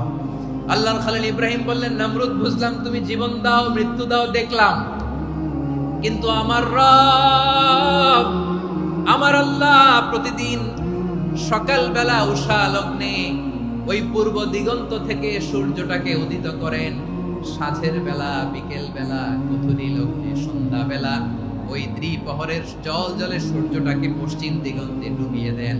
মানে সকালবেলা পূর্ব দিক থেকে উদিত করা সূর্যটাকে পশ্চিম দিকে বিকেলে তিনি ডুবিয়ে দেন। তুমি যদি পারো ওই সূর্যটাকে পশ্চিম দিক থেকে উদিত করে পূর্ব দিকে ডুবিয়ে দাও। সুবহানাল্লাহ পড়বেন না? দেখেন, ইনস্ট্যান্ট ইন্টেলেক্ট, মুহূর্তে বিচক্ষণতা, উইজডম কাকে বলে? নমরুদ পারবে? নমরুদের বাপ পারবে? ওর দাদা, ওর 14 গোষ্ঠী, গোটা বিশ্বের সব ক্ষমতাধর রাষ্ট্রনায়করা একসাথে হলে পারবে? ফাবুহিতাল্লাযী কাফার পারে নাই, ব্যর্থ হয়েছে। এবার তেলে বেগুনে জ্বলে উঠেছে, রেগে মেগে আগুন বলে ফালকুহু ফিল জাহিম। ওর সাথে তর্ক নাই, না পেরে এবার এটারে আগুনে ফেলা। বিশাল বিশাল গাছ কেটে লাকড়ি এনে আগুনের কুণ্ডলি বানানো হলো, দাও দাও দাও দাও করে আগুন জ্বলে। আল্লাহর খলিল ইব্রাহিমকে আগুনে নিক্ষেপ করা হবে। আল্লাহর খলিল সাইয়েদনা ইব্রাহিমের হাতের মধ্যে রশি দিয়ে টাইট করে বাঁধা হলো, পায়ের মধ্যেও টাইট করে রশি দিয়ে বাঁধা হলো। আল্লাহর খলিল ইব্রাহিমকে আগুনের কুণ্ডলির মধ্যে ফেলা হবে। ও মিয়া, আপনি যে বিপদের কারণে ভয় পান, হতাশ হন, এটা কোনো বিপদ ওনার বিপদের সামনে? পটুয়াখালী আওয়াজ করে বলুন, সাইয়েদনা খলিল ইব্রাহিমের বিপদের সামনে আমাদের বিপদগুলো কোনো বিপদ? কোনো বিপদই না, এটা কোনো বিপদই না। হাত পা বেঁধে টাইট করে নিক্ষেপ করা হবে, সিম্পলি ফেলা যাবে না, কারণ দাও দাও করে দ্য ব্লেজিং ফায়ার, এমন আগুনের কুণ্ডলি কাছে যাওয়া যায় না, আগুনের উত্তাপে নিক্ষেপ করা হবে। হাতে রশি বেঁধে পায়ে রশি বেঁধে আল্লাহর খলিল ইব্রাহিম আলাইহিস সালামকে আগুনের মধ্যে নিক্ষেপ করা হবে। এটার বলে অগ্নি পরীক্ষা। উনি অগ্নি পরীক্ষার সম্মুখীন হয়েছে, এজন্য কঠিন পরীক্ষাকে আমরা অগ্নি পরীক্ষার সাথে তুলনা করি, ঠিক কিনা? সাইয়েদনা জিবরাইল এসে বললেন, ও আল্লাহর খলিল, ওরা তো আপনার হাতও বেঁধে ফেললো, পাও বেঁধে ফেললো, নড়াচড়ার সুযোগ নাই, বলেন আমি জিবরিল ফেরেশতা আপনার জন্য কি করতে পারি? আল্লাহর খলিল ইব্রাহিম বলেন, ও জিবরাইল, তোমার কাছে আমার কোনো চাওয়া পাওয়া নাই। সুবহানাল্লাহ বলেন, তোমার কাছে বলার কিছু নাই, তোমার সাহায্যের আমার দরকার নাই। সাইয়েদনা ইব্রাহিম আলাইহিস সালামকে হাতে পায়ে রশি বেঁধে হাত পা বাঁধা অবস্থায় জ্বলন্ত অগ্নিকুণ্ডে যখন নমরুদের দলবল নিক্ষেপ করবে, আল্লাহর খলিল কিভাবে নিজেকে আল্লাহর কাছে সঁপে দিয়েছেন, পটুয়াখালীর ভাইরা খেয়াল করে শুনুন। হাত পা বেঁধে আল্লাহর খলিলকে যখন নিক্ষেপ করা হবে, তিনি মুখ ফুটে বলে ফেলতেন, হাসবুনাল্লাহু ওয়া নি'মাল ওয়াকিল। হাসবুনাল্লাহু ওয়া নি'মাল ওয়াকিল, আমার জন্য আল্লাহই যথেষ্ট, আমার জন্য আল্লাহই যথেষ্ট। তিনি আমার সবচেয়ে বড় গার্ডিয়ান, তিনি আমার সবচেয়ে বড় অভিভাবক। জিবরাইলের সাহায্যে অফারকে ফিরিয়ে দিলেন, দুনিয়ার বুকে কারো কাছে কিছু বলেন নাই, মুখ ফুটে বলেছেন হাসবুনাল্লাহ। ও আমার পটুয়াখালীর প্রাণের ভাইয়েরা, খেয়াল রাখবেন, কোন বান্দা তার হাতে থাকা সব চেষ্টাটুকুন করার পরে মুখ ফসকে মুখ দিয়ে যখন বলে ফেলে হাসবুনাল্লাহ, বান্দা যখন হাসবুনাল্লাহ বলে ফেলে, ওই ব্যাপারটা ডিল করার দায়িত্ব স্বয়ং আল্লাহ আরশের উপর থেকে নিয়ে নেয়। আপনি যখন বলে ফেলবেন হাসবুনাল্লাহ, এটা ডিলিং করবে কে তখন? চিল্লায় বলেন না, তিনি কে? বান্দা তার সাধ্যের সবটুকু চেষ্টার পরে নতজানু হয়ে যখন বলবে হাসবুনাল্লাহ, আল্লাহ তুমি আমার জন্য যথেষ্ট, নি'মাল ওয়াকিল, তুমি আমার শ্রেষ্ঠ অভিভাবক, তখন তার কি দরকার না দরকার এটা ডিল করে স্বয়ং আল্লাহ। নিক্ষেপ করা হলো সাইয়েদনা ইব্রাহিমকে অগ্নিকুণ্ডলিতে। হাজার হাজার মানুষের দৃশ্য দেখার জন্য জড়ো হয়েছে এরকম বিশাল ময়দানে। কিন্তু কি অবাক করা ঘটনা, সবাই ভয় পাচ্ছিল, না জানে কি হয়ে যায়। আল্লাহর খলিলকে যখন আগুনের কুণ্ডলিতে নিক্ষেপ করা হয়, আল্লাহর খলিল ইব্রাহিম আগুনের কুণ্ডলীর মধ্যে বসে বসে মানুষগুলোর দিকে তাকিয়ে হাসতে শুরু করে দেয়। কারণ আকাশ থেকে রব্বুল আলামিন স্পেশাল ভার্ডিক্ট নাজিল করেছেন, স্পেশাল হুকুম জারি করেছেন, কুল্লা ইয়া নারু কুনি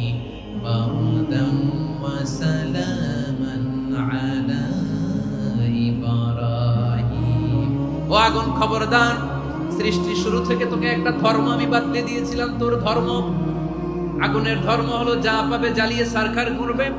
আল্লাহ বলল, আগুন তোর ধর্ম দিয়েছিলাম, তুই সব জ্বালিয়ে পুড়িয়ে সারখার করে দিবি, কিন্তু ক্ষণিকের জন্য আমি তোর জ্বালিয়ে দেওয়ার ক্ষমতাটাকে কেড়ে নিলাম, জ্বালিয়ে ভস্ম করে দেওয়ার ক্ষমতা আমি কেড়ে নিলাম। কুনি বারদান, ঠান্ডা হয়ে যা, কিন্তু এত বেশি ঠান্ডা হবি না আবার আমার ইব্রাহিমের জন্য সর্দি লেগে না যায়। সুবহানাল্লাহ, এত আস্তে বললে হবে?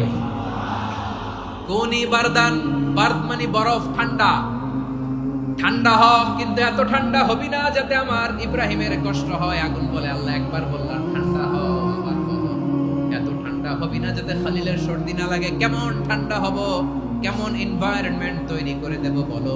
আল্লাহ বললেন, সালামান আলা ইব্রাহিম, আমার খলিল, আমার কলিজা, আমার ইব্রাহিমের জন্য তুই জান্নাতের গুল বাগিচা হয়ে যা। ও ভাই, নবী মুসার মতো ঈমান হলে রাস্তা হবে সাগর জলে, নবী ইউসুফের মতো ঈমান হলে একে একে দরজা খুলে, নবী ইব্রাহিমের মতো ঈমান যদি আজও থাকে বিদ্যমান, অগ্নিকুণ্ডে দেখতে পাবে খুবসুরতে ফুল ভাগা। কুলনা ইয়া নার কুনি বারদান ওয়া সালামান আলা ইব্রাহিম। বান্দা যখন মুখ দিয়ে বলে হাসবুনাল্লাহ, আমার আল্লাহ আমার জন্য যথেষ্ট, এই বলে যখন নিজেকে সঁপে দেয়, তার কি লাগবে ওই দায়িত্ব স্বয়ং নিয়ে নেয় কে? সবাই বলেন, স্বয়ং নিয়ে নেয় কে? তাহলে আমার প্রিয় ভাইরা, বিপদের শুরুতেই আমরা বলবো ইন্না লিল্লাহ। শুরুতে কি বলবো? এরপরে যেই বাক্যটা পড়ে নিজের পরিস্থিতিকে আল্লাহর দরবারে সঁপে দিব, সেটা হচ্ছে হাসবুনাল্লাহ। সেটা কি? বিষ্ণু বলেন, লা ইয়াজালু লিসানুকা রাতাবান মিন যিকরিল্লাহ, সব সময় আল্লাহর স্মরণ দিয়ে, জিকির দিয়ে জিহ্বাটারে সিক্ত রাখো। আর শয়তানু জাসিমুন আলা কলবি ইবনে আদম, শয়তান বনি আদমের কলবে খামচি মেরে বসে থাকে। ফাইদা যাকারাল্লাহ খানাসা, মানুষ যখন আল্লাহর স্মরণ করে জিকির করে, শয়তান দৌড়ে পালায়। ওয়া ইদা গাফালা ওয়াসওয়াসা, যখনই বনি আদম গাফেল হয়, তখনই শয়তান তার হৃদয়ে ওয়াসওয়াসা দেয়। এজন্য বিপদে পড়লে ইন্না লিল্লাহ, নিজের সব টুকুন করার পরে, নিজের রোল প্লে করার পরে নিজেকে আমরা কি বলে সঁপে দিব? সবাই বলেন, সবাই বলতে হবে, আরো জোরে বলে, মনে থাকবে? বিপদে পড়লে প্রথমে ইন্না লিল্লাহ, এরপরে নিজেকে যখন সঁপে দিব তখন হাসবুনাল্লাহ। এরপরে কঠিন বিপদে যখন বিশ্বনবী পড়তেন তখন কি করতেন? এমন বিপদ মাঝে মাঝে হয় না, দেয়ালে পিঠ থেকে যায়, চোখে মুখে অন্ধকার, কি করব দিশা খুঁজে পাই না, এরকম হয় কখনো? হ্যাঁ, আপনাদের হয়? হয় না? তো জান্নাতে আছেন আপনারা। হয় হয়, এরকম হয়েছে না যে দেয়ালে পিঠ থেকে গেছে, চোখে মুখে অন্ধকার, কই যাব, কি করব, বাঁচানোর কেউ না, এরকম হয়েছে কখনো আপনাদের? যদি হয় তাইলে এটার সলিউশন বলবো, না হইলে তো এগুলো বলে লাভ নাই। হয় হয় হয়, বিশ্বনবী এরকম কঠিন বিপদে পড়েছেন জীবনের কিছু কিছু মুহূর্তে। ওই মুহূর্তে বিশ্বনবী স্পেশাল দুইটা দোয়া পড়তেন, এই দোয়াগুলো আপনাদেরকে জানিয়ে দেয়। বিশ্বনবী বলেন, কঠিনতম বিপদে যখন পড়বা, দেয়ালে পিঠ থেকে যায়, চোখে মুখে অন্ধকার, বাঁচার কোনো উপায় নাই, তখন পড়বা লা ইলাহা ইল্লা আনতা সুবহানাকা ইন্নী কুনতু মিনাল যালিমিন। আল্লাহ, তুমি ছাড়া কোনো ইলাহ নাই, তুমি পবিত্র, নিশ্চয় আমি জালিমদের অন্তর্ভুক্ত। সুবহানাল্লাহ বলেন। এই দোয়া সাইয়েদনা ইউনূস আলাইহিস সালাম পড়েছিলেন যখন মাছের পেটে ছিলেন। কিসের পেটে? এবং অনেক মুফাসসিরিন ইকরাম বলেছেন, অনেক আহলুল ইলমরা বলেছেন, এটা হচ্ছে ইসমে আজম। ইসমে আজম এমন দোয়া যেটা দিয়ে দোয়া করলে আল্লাহ দোয়া কবুল করে, কিন্তু এটা কোনটা, এটা নিয়ে ইখতিলাফ আছে। কোন কোন আহলুল ইলম বলেন লা ইলাহা ইল্লা আনতা সুবহানাকা ইন্নী কুনতু মিনাল যালিমিন, এটা হচ্ছে ইসমে আজম। সাইয়েদনা ইউনূস আলাইহিস সালাম পড়েছেন, আপনারা পড়েননি? তুফান হইলে পড়েন না? আমাদের এলাকায় তো এটা খুব, এটার উপর ব্যাপক আমল আছে। পটুয়াখালীতে কি অবস্থা বলেন? পড়েন পড়েন পড়েন পড়েন। একটা গল্প শুনেছিলাম, পাক হানাদার বাহিনী যখন বাংলাদেশে অ্যাটাক করত, 71 সালের ঘটনা বলতেছি, আমরা তো দেখি নাই, শুনছি আর কি। 71 যদি দেখতাম এতদিনে রাজাকার হয়ে যেতাম। আল্লাহ আমাদেরকে বাঁচাই দিয়েছে, আল্লাহ মেহেরবানি, ঠিক কিনা বলেন?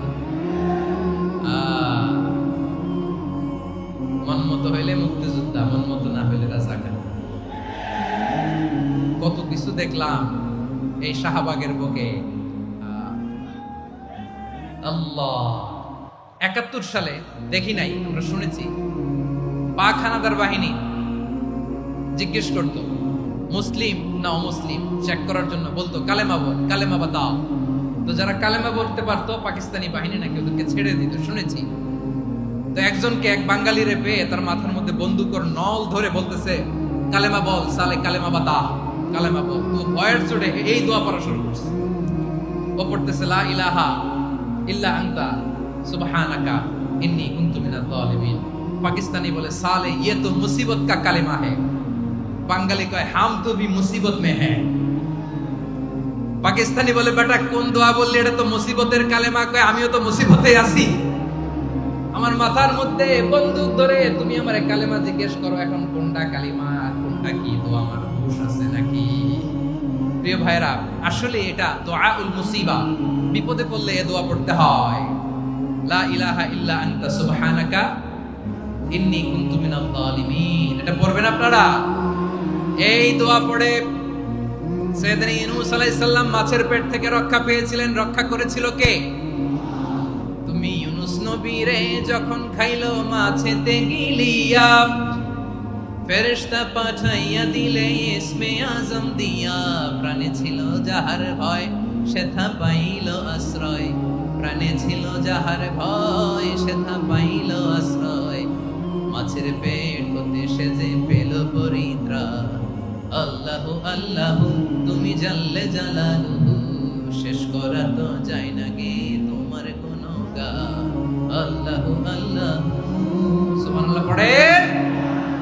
লা ইলাহা ইল্লা আনতা সুবহানাকা ইন্নী কুনতু মিনাজ জালিমিন। বিশ্বনবী বললেন দেয়ালে পিঠ থেকে গেলে, চোখে মুখে অন্ধকার, বাঁচার কোনো উপায় নাই, তখন এই দোয়াটা পড়তে হবে।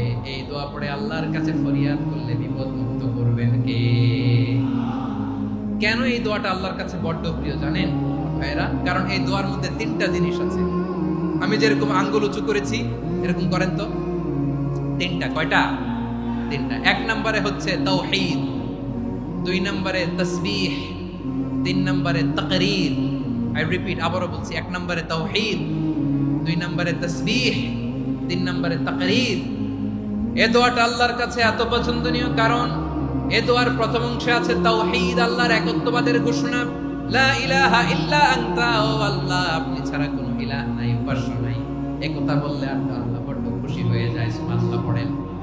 এই দোয়ার দ্বিতীয় অংশে আছে তাসবিহ, মানে আল্লাহর প্রশংসা, প্রশংসা সূচক বাণী। সুবহানাক সুবহানাক সুবহানাক, ও আল্লাহ আমি আপনার পবিত্রতা ঘোষণা করছি। সুবহানাক, এই কথা শুনলেও আল্লাহ খুশি হয়ে যায়। সুবহানাল্লাহ পড়েন। এই দোয়ার তৃতীয় অংশে আছে তাকরীর। তাকরীর মানে পাপের স্বীকৃতি। তাকরীর মানে কি? তাকরীর মানে পাপের স্বীকৃতি। এই দোয়ার তৃতীয় অংশে আছে ইন্নী কুনতু মিনাল জালিমিন, ও আল্লাহ আমি জালিমদের অন্তর্ভুক্ত। আল্লাহ আল্লাহ আমি জালেম, আল্লাহ আমি ভুল করেছি, অন্যায় করেছি, আল্লাহ আমি জালেমদের অন্তর্ভুক্ত। এই পাপের স্বীকৃতি, অ্যাকনলেজমেন্ট আল্লাহ বড় পছন্দ করেন। যখন আল্লাহর কাছে আপনি ছোট হবেন, ছোট হতে হতে যত ছোট হবেন, ওই দৃশ্যটা দেখতে আল্লাহ বড় পছন্দ করে। সুবহানাল্লাহ বলেন। 3 নম্বর অংশ ইন্নী কুনতু মিনাজ জালিমিন, আল্লাহ আমি জালেমদের অন্তর্ভুক্ত। সাইয়েদনা আদম আলাইহিস সালাম ভুল করে যখন নিষিদ্ধ গাছের ফুল খেয়ে ফেললেন, ফল খেয়ে ফেললেন, আল্লাহ বললেন আদম ক্ষমা পেতে চাইলে তুমি আর হাওয়া মিলে স্বীকৃতি দাও, পাপের স্বীকৃতি আর পড়ো। রব্বানা যালামনা আনফুসানা ওয়া ইল্লাম তাগফির লানা ওয়া তারহামনা লানাকুনান্না মিনাল খাসিরিন। ও আল্লাহ আমি আদম আর হাওয়া যালামনা আনফুসানা, আমরা আমাদের নফসের উপর বড় জুলুম করেছি। আল্লাহ ওয়া ইল্লাম তাগফির লানা ওয়া তারহামনা, আপনি যদি ক্ষমা না করেন, আপনি যদি দয়া পরবশ না হন, আপনি যদি রহম না করেন, আমরা তো ক্ষতিগ্রস্তদের মধ্যে শামিল হয়ে যাব। এই দোয়া করার সাথে সাথে সাইয়েদনা আদম আর হাওয়া আলাইহিস সালামকে ক্ষমা করে দিলেন কে? তাহলে এই দোয়ার 3 নম্বর অংশ তাকরীর, এটা আল্লাহ বড় পছন্দ করে। আমার কলিজার টুকরা ভাইয়েরা, গুনাহ করে শিকার যেতে হবে, এটা আল্লাহ ভালোবাসেন। সাইয়েদনা আবু বকর রাদিয়াল্লাহু তাআলা বিষ্ণু ইসা ইসলামকে বলেন, ইয়া রাসূলুল্লাহ আল্লিমনি দুআআন আদউ বিহি ফি সালাতি, নবী হে আপনি আমার এমন একটা স্পেশাল দোয়া শিখায়া দেন যে দোয়াটা আমি নামাজে পড়ব। নবী বললেন, তাহলে তুমি পড়ো, আল্লাহুম্মা ইন্নী যালামতু নাফসি যুলমান কাসীরান ওয়া লা ইয়াগফিরুয যুনুবা ইল্লা আনতা ফাগফিরলি মাগফিরাতাম মিন ইনদিকা ওয়ারহামনি ইন্নাকা আনতাল গফুরুর রহিম। সুবহানাল্লাহ। সালাম ফেরানোর আগে পড়েন, কথা কয় না, পড়েন পড়েন। ও আবু বকর, নামাজে যদি দোয়া করতে মনে চায় এই দোয়াটা পড়বা, আল্লাহুম্মা ইন্নী যালামতু নাফসি, আল্লাহ জুলুম করেছি আমার নফসের উপর, যুলমান কাসীরা, অনেক জুলুম, ওয়া লা ইয়াগফিরুয যুনুবা ইল্লা আনতা, আপনি ছাড়া এই জুনুব, এই পাপ ক্ষমা করার দ্বিতীয় কোনো রব নাই। আছে? আল্লাহ ছাড়া আমাদের গুনাহ আর কে কে ক্ষমা করতে পারে বলেন তো? কে পারে? কে? এজন্য আল্লাহরে বলবেন, আল্লাহ আমি ছাড়া তোমার গোলামের অভাব নাই, ও আমার রব আমি ছাড়া এই জমিনের বুকে তোমার গোলামের অভাব নাই, কিন্তু তুমি ছাড়া তো আমার দ্বিতীয় কোনো রব নাই। পারবেন বলতে? পারবেন? চোখের পানি ছেড়ে আল্লাহরে বলবেন, আল্লাহ তুমি আমার রব, তুমি আমার সব। কি বলবেন? আল্লাহ আমারে রব। সবাই বলুন, আল্লাহ আমারে রব, দমে দমে তনু মনে তারিও রব, আল্লাহ আমারে রব। আল্লাহরে বলেন, আল্লাহ তুমি আমার রব, তুমি আমার সব। আল্লাহ আমি ছাড়া এই জমিনে তোমার গোলামের অভাব নাই, তুমি ছাড়া আমার দ্বিতীয় কোনো রব নাই। এ কথা বলে চোখের পানি ছেড়ে আল্লাহরে স্বীকৃতি দেন, আল্লাহ আমি পাপী, আল্লাহ এই জামিনে আমার চেয়ে বড় পাপী আর কেউ নাই। ওযু করে সিজদায় লুটিয়ে পড়ে চোখের পানি ছেড়ে আল্লাহরে পাপের স্বীকৃতি দেন, আল্লাহ এমন কোন জুলুম নাই, গুনাহ নাই আমি করি নাই, সগীরা কবিরা, জেনে না জেনে, ইচ্ছায় অনিচ্ছায়, শিরকি বেদাতি সব গুনাহ করেছি। আল্লাহ আকাশের নিচে জমিনের উপরে আমার চেয়ে বড় গুনাহগার আর কেউ নাই।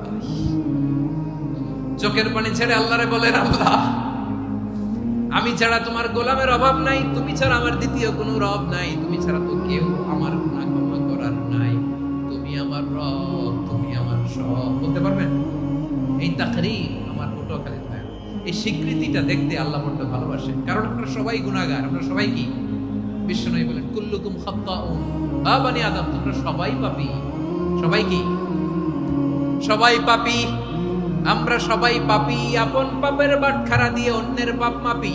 আমরা যে পাপী এটা ভাবতে মনে চায় না কারণ, খালি অন্যের পাপ দেখি আমরা, এটা ভুল। ওর এই পাপ, ও পাপী, ও জালেম, ও জাহান্নামী, এরকম একটা টেন্ডেন্সি। আমার যে কি হালাত এটার খেয়াল নাই। খেয়াল করতে হবে যে আমি সবচেয়ে বড় পাপী, ঠিক কিনা বলেন? পাপ করি নাই এমন কেউ আছি? হ্যাঁ আছি, আছি। কেউ না জানলেও জানে কে আমার পাপের ঘটনা? পৃথিবী না জানি আমি তো জানি আমি কি পাপ করেছি।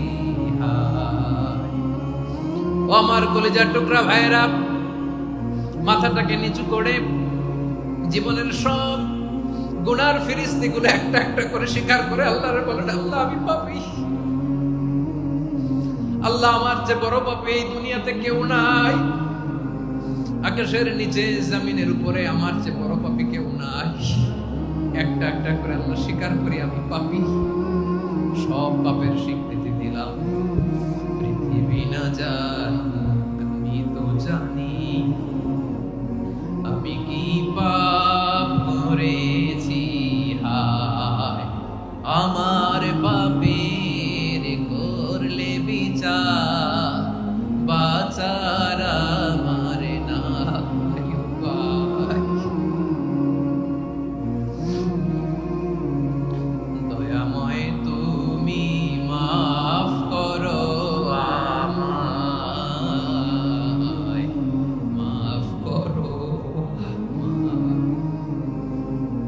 তাআলা যদি দয়া করে আমাদেরকে মাফ না করে, আমাদের বাঁচার কোনো উপায় নাই। আপনি কি ভেবেছেন আপনার নামাজ দিয়ে আপনি জান্নাতে যাবেন? আপনি তাহাজ্জুদ গুজার, সেজদা দিতে দিতে কপালে দাগ ফেলেছেন, এটা আপনারা জান্নাতে নেবে না। আপনি এলাকার সবচেয়ে বড় হাতেম তাই দানশীল, এই দানের ভরসায় বসে আছেন।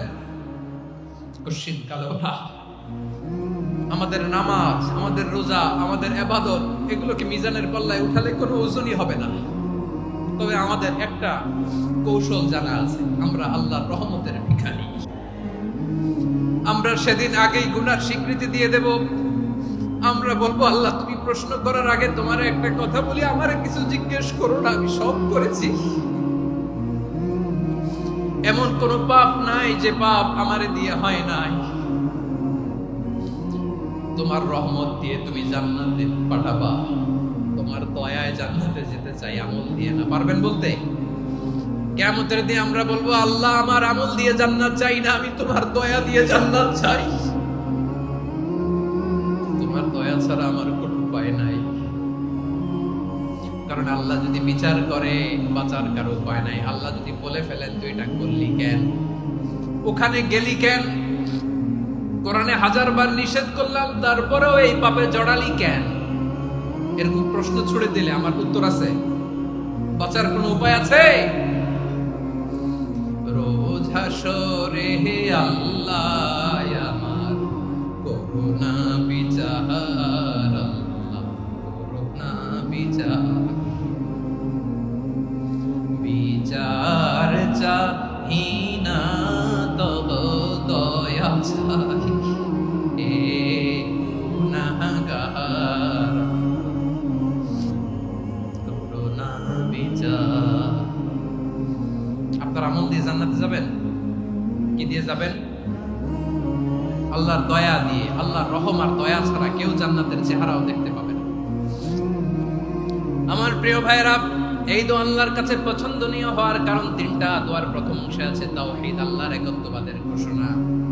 এই দোয়ার দ্বিতীয় অংশ আছে তাসবিহ, আল্লাহর প্রশংসা সূচক বাণী। এই দোয়ার 3 নাম্বার অংশ পাপের স্বীকৃতি।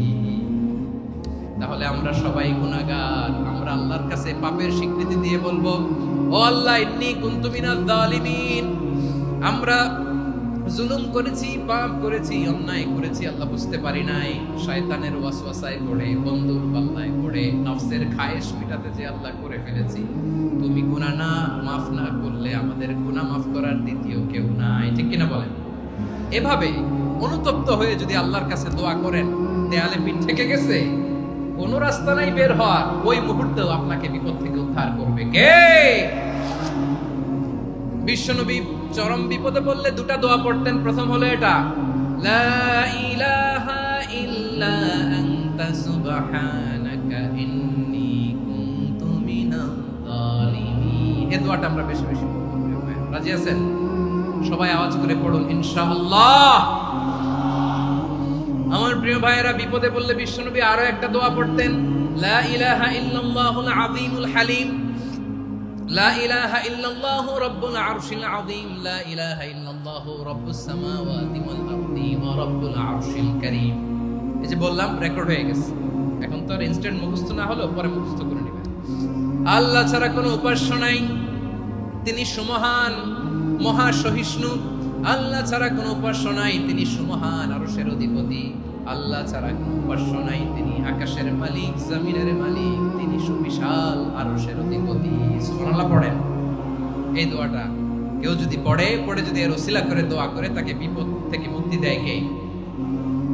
মনে থাকবে আপনাদের? তাহলে বিপদের প্রথম ধাক্কায় কি যেন পড়তে হয়? ইন্না লিল্লাহ। তারপরে কি বলে আল্লাহর কাছে নিজেকে সঁপে দিতে হয়? দেয়ালে পিঠ থেকে গেলে, লা ইলাহা ইল্লা আনতা সুবহানাকা ইন্নী কুনতু মিনাজ জালিমিন। 2 নাম্বার হচ্ছে লা ইলাহা ইল্লাল্লাহুল আযীমুল হালিম, লা ইলাহা ইল্লাল্লাহু রাব্বুল আরশিল আযীম, লা ইলাহা ইল্লাল্লাহু রাব্বুস সামাওয়াতি ওয়াল আরদি ওয়া রাব্বুল আরশিল কারীম। মনে থাকবে? ইনশাআল্লাহ বলেন সবাই, আওয়াজ করে সবাই ইনশাআল্লাহ। অনেক সময় এমন হয়, হঠাৎ বিপদের সম্মুখীন হয়ে আমরা রেডি হয়ে বের হয়েছে অফিসে, হঠাৎ অ্যাক্সিডেন্টে পড়ে যাই, হঠাৎ পেটের ব্যথায় অজ্ঞান। এরকম হয় না? আপনাদের হয় না? বিষ্ণু ইসলাম বলেন, আকস্মিক দুর্ঘটনার বিপদ থেকে যদি কেউ বাঁচতে চায়, সকাল সন্ধ্যা যেন প্রত্যেকে এই দোয়াটা পড়ে। সকালে যদি 3 বার পড়ে, সন্ধ্যা পর্যন্ত হঠাৎ বিপদ থেকে সে রক্ষা পাবে। To be protected from sudden calamity, sudden disaster, sudden calamity, হঠাৎ বিপদ, হঠাৎ ভয়ঙ্কর কোন আকস্মিক বিপদ থেকে আল্লাহ বাঁচায়। সকালে পড়লে সন্ধ্যা পর্যন্ত প্রোটেক্টেড, সন্ধ্যাবেলায় যদি 3 বার পরে সকাল পর্যন্ত প্রোটেক্টেড। সুবহানাল্লাহ পড়ে। দোয়াটা কি? দোয়াটা হচ্ছে বিসমিল্লাহিল্লাযী লা ইয়াদুররু মা'a ইসমিহি শাইউন ফিল আরদি ওয়ালা ফিস সামাই ওয়া হুয়াস সামিউল আলীম। ছোট না? অনেক ছোট, মুখস্থ করবেন। বিসমিল্লাহিল্লাযী লা ইয়াদুররু মা'a ইসমিহি শাইউন ফিল আরদি ওয়ালা ফিস সামা। ওই আল্লাহর নাম নিচ্ছি, যে আল্লাহর নামের বরকতে আকাশ জমিনের কোনো কিছু কারো কোনো ক্ষতি সাধন করতে পারে না।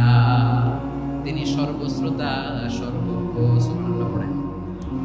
পড়বেন এই দোয়াটা, বিসমিল্লাহিল্লাযী লা ইয়াদুররু মা'a ইসমিহি শাইউন ফিল আরদি ওয়ালা ফিস সামাই ওয়া হুয়াস সামিউল আলীম। ফজরের পরে 3 বার, মাগরিবের পরে 3 বার যদি কেউ পড়ে, প্রোটেক্টেড, যে কোনো হঠাৎ বিপদ থেকে প্রোটেক্টেড। প্রোটেক্ট করেন কে? ওই আল্লাহর নাম নিচ্ছি, যে আল্লাহর নামের ওসিলায় আকাশ জমিনের কোনো কিছু কোনো ক্ষতি করতে পারে না। সুবহানাল্লাহ পড়েন। আচ্ছা, এবার আমাদের জীবনে দুশ্চিন্তা আছে না নাই বলেন? Tension, hyper tension, anxiety, depression, চিন্তা, টেনশন নাই এরকম কে কে আছে দেখি? হাত তোলেন। ওই যে হাত তুলছে এক আল্লাহর ওলি, ওই যে। টেনশন নাই তোমার? মাশাআল্লাহ। ও না বুঝে তুলছে, জোকের চোটে, জোশের ঠেলায় ধাক্কায় তুলে ফেলছে। সবার জীবনে টেনশন আছে না নাই? এই দুশ্চিন্তা, পেরেশানি, মারাত্মক পেরেশানি থেকে মুক্তি পাওয়ার জন্য বিষ্ণু ইসলাম 2টো দোয়া পড়তেন। কয়টা? অনেকগুলো পড়তেন। স্পেশাল 2টো দোয়া আজকে আপনাদের শিখায়া যাব। শুনবেন না? কষ্ট হচ্ছে? সংক্ষিপ্ত মুনাজাত দিয়ে দেই। ওরে আল্লাহ, আমি তো 9:30 ক্রস করে ফেলছি মাসুদ ভাই, খেয়াল করে নেই। আরো কয়েক মিনিট। ঠিক আছে, ঠিক আছে।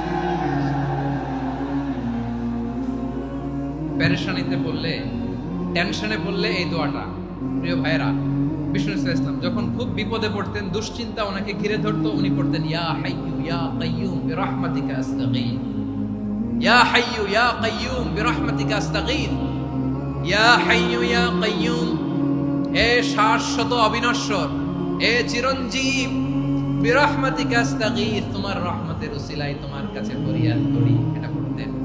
আবার আরেক বর্ণনায় এসেছে ইয়া হাইয়্যু ইয়া কাইয়্যুম বিরহমাতিকা আস্তাগীথ আসলিহ লি শা'নি কুল্লাহু ওয়া লা তাকিলনি ইলা নাফসি তারফাতা আইন। আসলিহ লি শা'নি কুল্লাহ, আল্লাহ আমার সবকিছু আপনি সেটেল করে দেন। আমাদের সব ঝামেলা সেটেল করে দিতে পারে কে? আমরা তো সেটেলমেন্টের জন্য এসপি সাহেবের কাছে যাই, ডিসি সাহেবের কাছে যাই, অমুক ভাইয়ের কাছে যাই, তমুক ভাইয়ের কাছে যাই। এই দোয়া পড়লে আরশের উপর থেকে আপনার ম্যাটার সেটেল করে দিবে কে? তাহলে পড়বেন ইয়া হাইয়্যু, এ চিরঞ্জীব। হাইয়্যু মানে চিরঞ্জীব, যিনি চিরকাল বেঁচে থাকবেন, মরবেন না। আল্লাহ মরবেন? তার কোনো লয় আছে? ক্ষয় আছে? সূরা রহমানে আল্লাহ বললেন কুল্লু মান আলাইহা ফানি ওয়া ইয়াবকা ওয়াজহু রাব্বিকা জালালি ওয়াল ইকরাম ফাবিআইয়ি আলাই রাব্বিকুমা তুকাযযিবান। জমিনে যা আছে সব ফান, ভ্যানিশ হয়ে যাবে, নিশ্চিহ্ন হয়ে যাবে, শেষ হয়ে যাবে, সব বিলুপ্ত হয়ে যাবে, একজন ছাড়া। জোরে বলেন তিনি কে?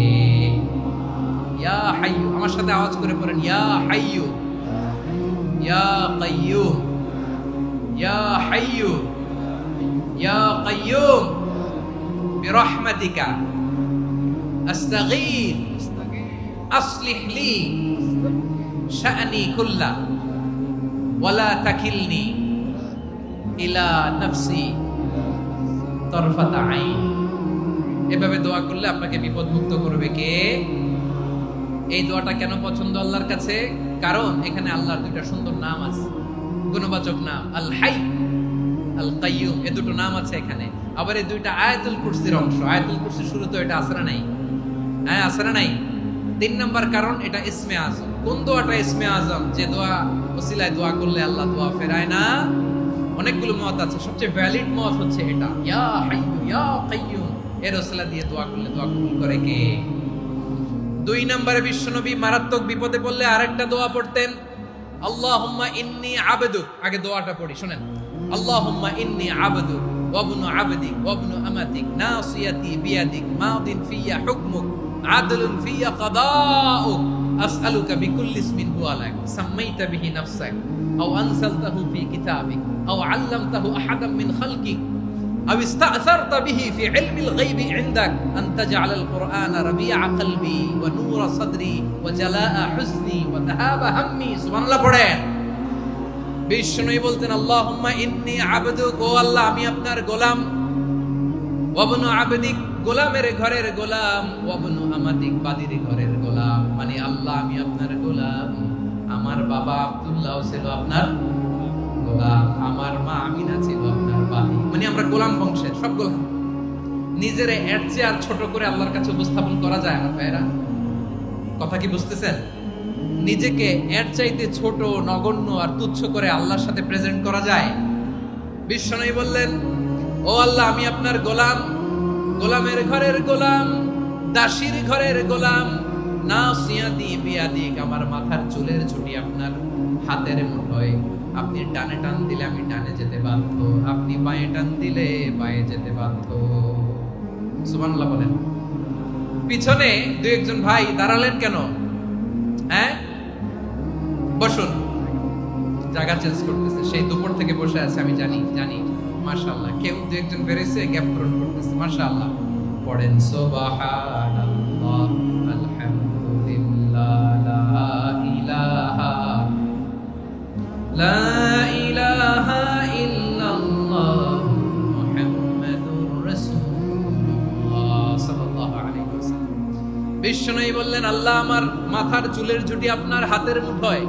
আচ্ছা, এইভাবে কাকে ধরা হয়? যে খুব ছোট, ঠিক কি না? নিজেকে কত ছোট করলেন বিশ্বনবী। ও আল্লাহ আমার মাথার চুলের ঝুঁটি আপনার হাতের মুঠোয়, আপনি ডানে টানলে আমি ডানে যাব, বাঁয়ে টানলে বাঁয়ে যাব।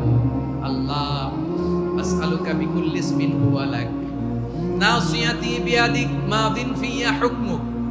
আপনার নির্দেশ আমার উপর কার্যকর হবেই হবে। আদলুন ফিয়া কাদাউক, আপনার ফয়সালা, যেই ফয়সালাই আপনি আমার জন্য করেন এটাই ইনসাফ। সুবহানাল্লাহ বলেন। আমরা আল্লাহর ফয়সালায় সন্তুষ্ট হতে চাই না। কত কমপ্লেইন, আল্লাহ তুমি এটা দিলা না, ওইটা পাইলাম না, ওইটা হইল না রে, এরকম অভিযোগ কমপ্লেইন আমাদের আছে না নাই? আর বিশ্বনবী বলতেন আদলুন ফিয়া কাদাউক, আল্লাহ আমার জন্য তোমার যেটা ফয়সালা এটাই সবচেয়ে শ্রেষ্ঠ ইনসাফ, এর চেয়ে ইনসাফ আর হতে পারে? এভাবে কায়মান বাক্যে আল্লাহর কাছে বিশ্বনবী দোয়া করতেন। এরপরে বিশ্বনবী বলেন, আল্লাহ তোমার যত নাম আছে সব নামের ওসিলায় দোয়া করি, যে নাম তুমি আমাদেরকে জানিয়েছো, যে নাম তুমি আমাদেরকে জানাও নাই, যে নাম তুমি কোরআনে নাজিল করেছো, যে নাম নাজিল করো নাই, যে নাম শুধু নবীদেরকে জানিয়েছো। আর আল্লাহর এমন কিছু চমৎকার চমৎকার সুন্দর সুন্দর নাম আছে, এই নামগুলো রব্বুল আলামিন কাউকে জানাবে না। সুবহানাল্লাহ বলেন। আমরা তো 99 নাম জানি, 100 নাম জানি আল্লাহ, কিন্তু আল্লাহর এমনও কিছু নাম আছে যেগুলো আল্লাহ বিশ্বনবীরও জানায় নাই। এগুলো আল্লাহ ইলমুল গায়বে রেখে দিয়েছেন। দোয়ার সময় বলবেন, আল্লাহ তোমার যেই নামগুলো জানি, যেগুলো জানি না, যেগুলো কোরআনে আছে, যেগুলো নাই, যেগুলো নবীরে খাস ভাবে জানাইছো ওগুলোর উসিলায়, যেগুলো কোনোদিন জানাবাও না তোমার ওই নামের উসিলাও তোমার কাছে চাই। আল্লাহ কোরআনকে আমার হৃদয়ের বসন্ত বানাও, আমার বক্ষের জ্যোতি বানাও, আমার চিন্তা দুশ্চিন্তা তুমি দূর করে দাও। বিশ্বনবী বললেন, এই কালিমাগুলো, এই বাক্যগুলো পড়ে যদি কেউ আল্লাহর কাছে ফরিয়াদ করে, তার হৃদয় থেকে দুশ্চিন্তা কাটিয়ে দিবে কে? পড়বেন, এই দোয়াগুলো পড়বেন। আচ্ছা, সব শেষে বলি, ঋণের বোঝায় যারা জর্জরিত, বিষ্ণু ইসলাম চমৎকার একটা দোয়া শিখিয়েছেন। আমাদের অনেকে ঋণের বোঝায় জর্জরিত, আছে না নাই? এদিকে কেউ আছেন? থাকলে হাত তোলার দরকার নেই, থাকলে এই দোয়াটা পড়বেন। এক সাহাবীর নাম আবু উমামা, নামাজের ওয়াক্ত ছাড়া উনি মসজিদে যেয়ে বসে আছে। বিষ্ণু বললেন, কিরে আবু উমামা, নামাজের তো ওয়াক্ত হয় না, মসজিদে কি? সাহাবী বলে, হুমুমুন লাজিমাতনি ওয়া দুয়ুন, নবী গো ঋণের বোঝায় এমন টেনশনে আছি, ঘরে থাকতে পারলাম না, মসজিদে চলে আসছে। বিষ্ণু বলেন, আমি কি তোমার এমন একটা দোয়া শিখাবো যেটা বললে আল্লাহ তাআলা তোমার ঋণের বোঝা হালকা করে দিবে? আবু উমামা বললেন, ইয়া রাসূলুল্লাহ অবশ্যই শিখাবেন। বিষ্ণু বললেন, তাহলে তুমি পড়বা, আল্লাহুম্মা ইন্নী আউযু বিকা মিনাল হাম্মি ওয়াল হাযান ওয়া আউযু বিকা মিনাল জুবনি ওয়াল বুখল ওয়া আউযু বিকা মিন গালাবাতিদ দাইনি ওয়া কাহরির রিজাল। ও আল্লাহ, তোমার কাছ থেকে দুশ্চিন্তা থেকে পানাহ চাই, কৃপণতা, ভীরুতা, অলসতা, কার্পণ্যতা, এই সব কিছু থেকে, মানুষের কঠোরতা, আমার উপর মানুষের আধিপত্য এবং ঋণের বোঝা থেকে পানাহ চাই। এই দোয়াটা যখন বিষ্ণুনবী শিখাই দিলেন, আবু উমামা বারবার এই দোয়া পড়েন, আল্লাহুম্মা ইন্নী আউযু বিকা মিনাল হাম্মি ওয়াল হাযান ওয়া আউযু বিকা মিনাল আজজি ওয়াল কাসাল ওয়া আউযু বিকা মিনাল জুবনি ওয়াল বুখল ওয়া আউযু বিকা মিন গালাবাতিদ দাইনি ওয়া কাহরির রিজাল। আবু উমামা বলে এই দোয়া আমি পড়তে লাগলাম। কিছুদিন পরে দেখা গেল বিষ্ণুনবীর শেখানো এই দোয়ার বদৌলতে আল্লাহ তাআলা আমার সব ঋণ পরিশোধের ব্যবস্থা করে দিয়েছেন। পড়বেন আমার প্রিয় পটুয়াখালীর ভাইয়েরা, বিশ্বনবীর জামাতা সাইয়্যিদিনা আলী রাদিয়াল্লাহু তাআলা আনহুর কাছে এক লোক এসে বলে, হে আলী, ঋণের বোঝায় আমি জর্জরিত, আমার কিছু অর্থ দিয়ে সাহায্য করো। সাইয়্যিদিনা আলী রাদিয়াল্লাহু তাআলা আনহু বললেন, আমি কি তোমারে এমন একটা দোয়া শিখাবো যেটা বিশ্বনবী আমাদের শিখিয়েছেন?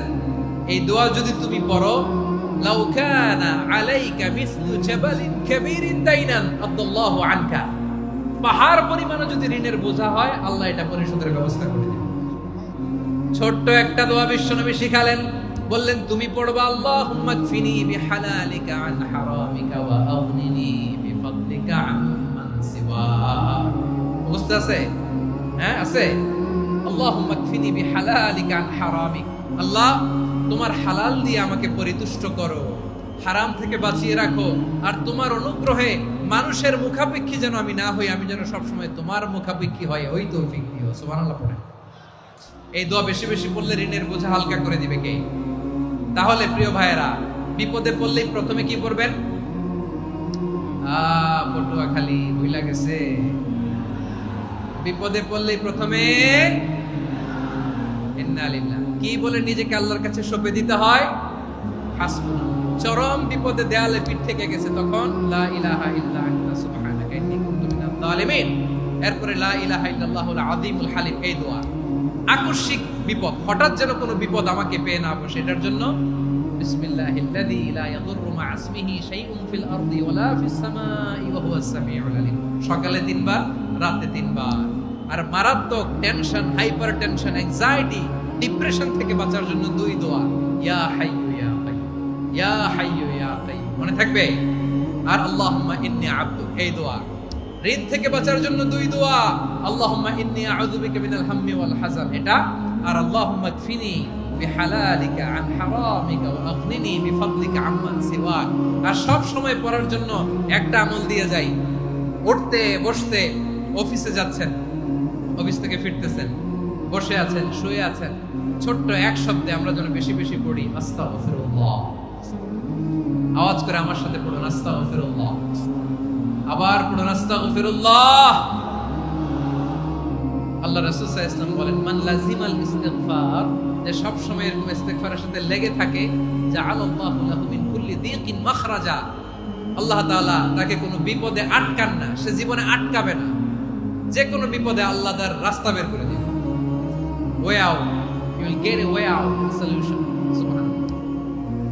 ওয়া মিন কুল্লি হাম্মিন ফারাজা, দুশ্চিন্তা মুক্ত হবে, ওয়ায়ারযুকহু মিন হাইসু লা ইয়াহতাসিব, এমন জায়গা থেকে আল্লাহ রিজিকের বন্দোবস্ত করবে যেটা সে কল্পনাও করে নাই। আওয়াজ করে পড়েন সুবহানাল্লাহ। তাহলে মনে থাকবে আস্তাগফিরুল্লাহর কথা। সব শেষ কথা বলবো, সব শেষ আমার প্রিয় ভাইয়েরা। এটা গেল নিজের বিপদ। কিসের বিপদ? নিজে যদি বিপদে পড়েন। অন্যের বিপদ যদি দেখেন, এটার জন্য একটা দোয়া আছে। অনেক সময় আমরা দেখি হাসপাতালে ক্যান্সারের 3rd স্টেজে চলে গেছে, লোকটা হ্যাংলা হয়ে, চিকন হয়ে, হায়রে কি কষ্ট পায়, দেখি না? বিষ্ণু বলে, একটা দোয়া যদি কেউ অন্যের কোনো বিপদ দেখে পড়ে, ওই বিপদ তার জীবনে কখনো আসবে না। শুনবেন? শোনার আগ্রহ আছে? অনেক সময় হয় যে আমরা মহাসড়ক দিয়ে যখন চড়ি, দুর্ঘটনায় মানুষের মাথা একদিকে, দেহ আরেকদিকে, ব্লিডিং, এরকম হয় না? আল্লাহ তুমি হেফাজত করো। বিশ্বনবী বলেন, এই দুর্ঘটনা দেখে কেউ যদি এই দোয়াটা পড়ে, তার জীবনে সে কোনোদিন এরকম অ্যাক্সিডেন্টের সম্মুখীন হবে না। শুনবেন?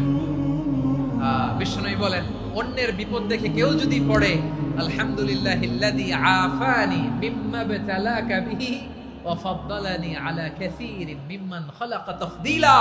মানে প্রশংসা সেই আল্লাহর, যে আল্লাহ তাআলা তোমাকে যেই জিনিস দিয়ে পরীক্ষা করেছে আমাকে ওইটা থেকে বাঁচিয়ে দিয়েছে। তোমাকে আল্লাহ যেই বিপদে ফেলেছে আমাকে ওই বিপদ থেকে তিনি মুক্ত রেখেছে, আর তার অনেক সৃষ্টির উপর আমাকে তিনি প্রাধান্য দিয়েছে। সুবহানাল্লাহ পড়েন। যে কোনো বিপদ, কারো ক্যান্সার দেখে যদি এই দোয়াটা আপনি বিশ্বাসের সাথে পড়েন, জীবনে কোনোদিন ক্যান্সার রোগে আক্রান্ত হবে না। দুর্ঘটনা দেখে যদি পড়েন, ওই দুর্ঘটনা আপনাকে স্পর্শ করবে না। যে কোনো কারো বিপদ দেখে যদি কোনো বিশ্বাসী বান্দা এই দোয়া পড়ে, বিশ্বনবী বলেন লাম ইউসিবহু যালিকাল বালা, ওই বিপদ তাকে আর ধরবে না। উফিয়া মিনহু মিন যালিকাল বালা কাইনাম মা কান, সে যতদিন হায়াত পাবে কোনোদিন ওই বিপদ তাকে স্পর্শ করবে না। এই দোয়াটা পড়তে রাজি আছেন আমার প্রিয় ভাইরা? তাহলে পুরো আলোচনার সেন্ট্রাল থিম হচ্ছে আমাদের জীবনে বিপদ আসবে, কষ্ট আসবে, দুঃখ আসবে, কিন্তু বিপদে আপদে আমরা হাল ছেড়ে দিব না, হতাশ হব না। মুমিন হতাশ হয় না, নিরাশ হয় না, হাল ছেড়ে দেয় না। মুমিন ভরসা রাখে একজনের উপর। আওয়াজ করে বলুন, যিনি কে? বিপদে পড়লে আমাদেরকে উদ্ধার করে কে? আবার আমাদেরকে যদি কোনো নেয়ামত আল্লাহ দিতে চান, ওইটা কেড়ে নেওয়ার ক্ষমতা কারো আছে? তাহলে আমরা কানেক্টিভিটি বাড়াবো কার সাথে? আমাদের প্রার্থনার ফরিয়াদের হাত তুলবো কার কাছে? রাজি আছেন পটুয়াখালীর ভাইয়েরা? মনে থাকবে কথাগুলো? আল্লাহ তাআলা আমাদের সবাইকে কথাগুলো বোঝার ও আমল করার তৌফিক দান করুন।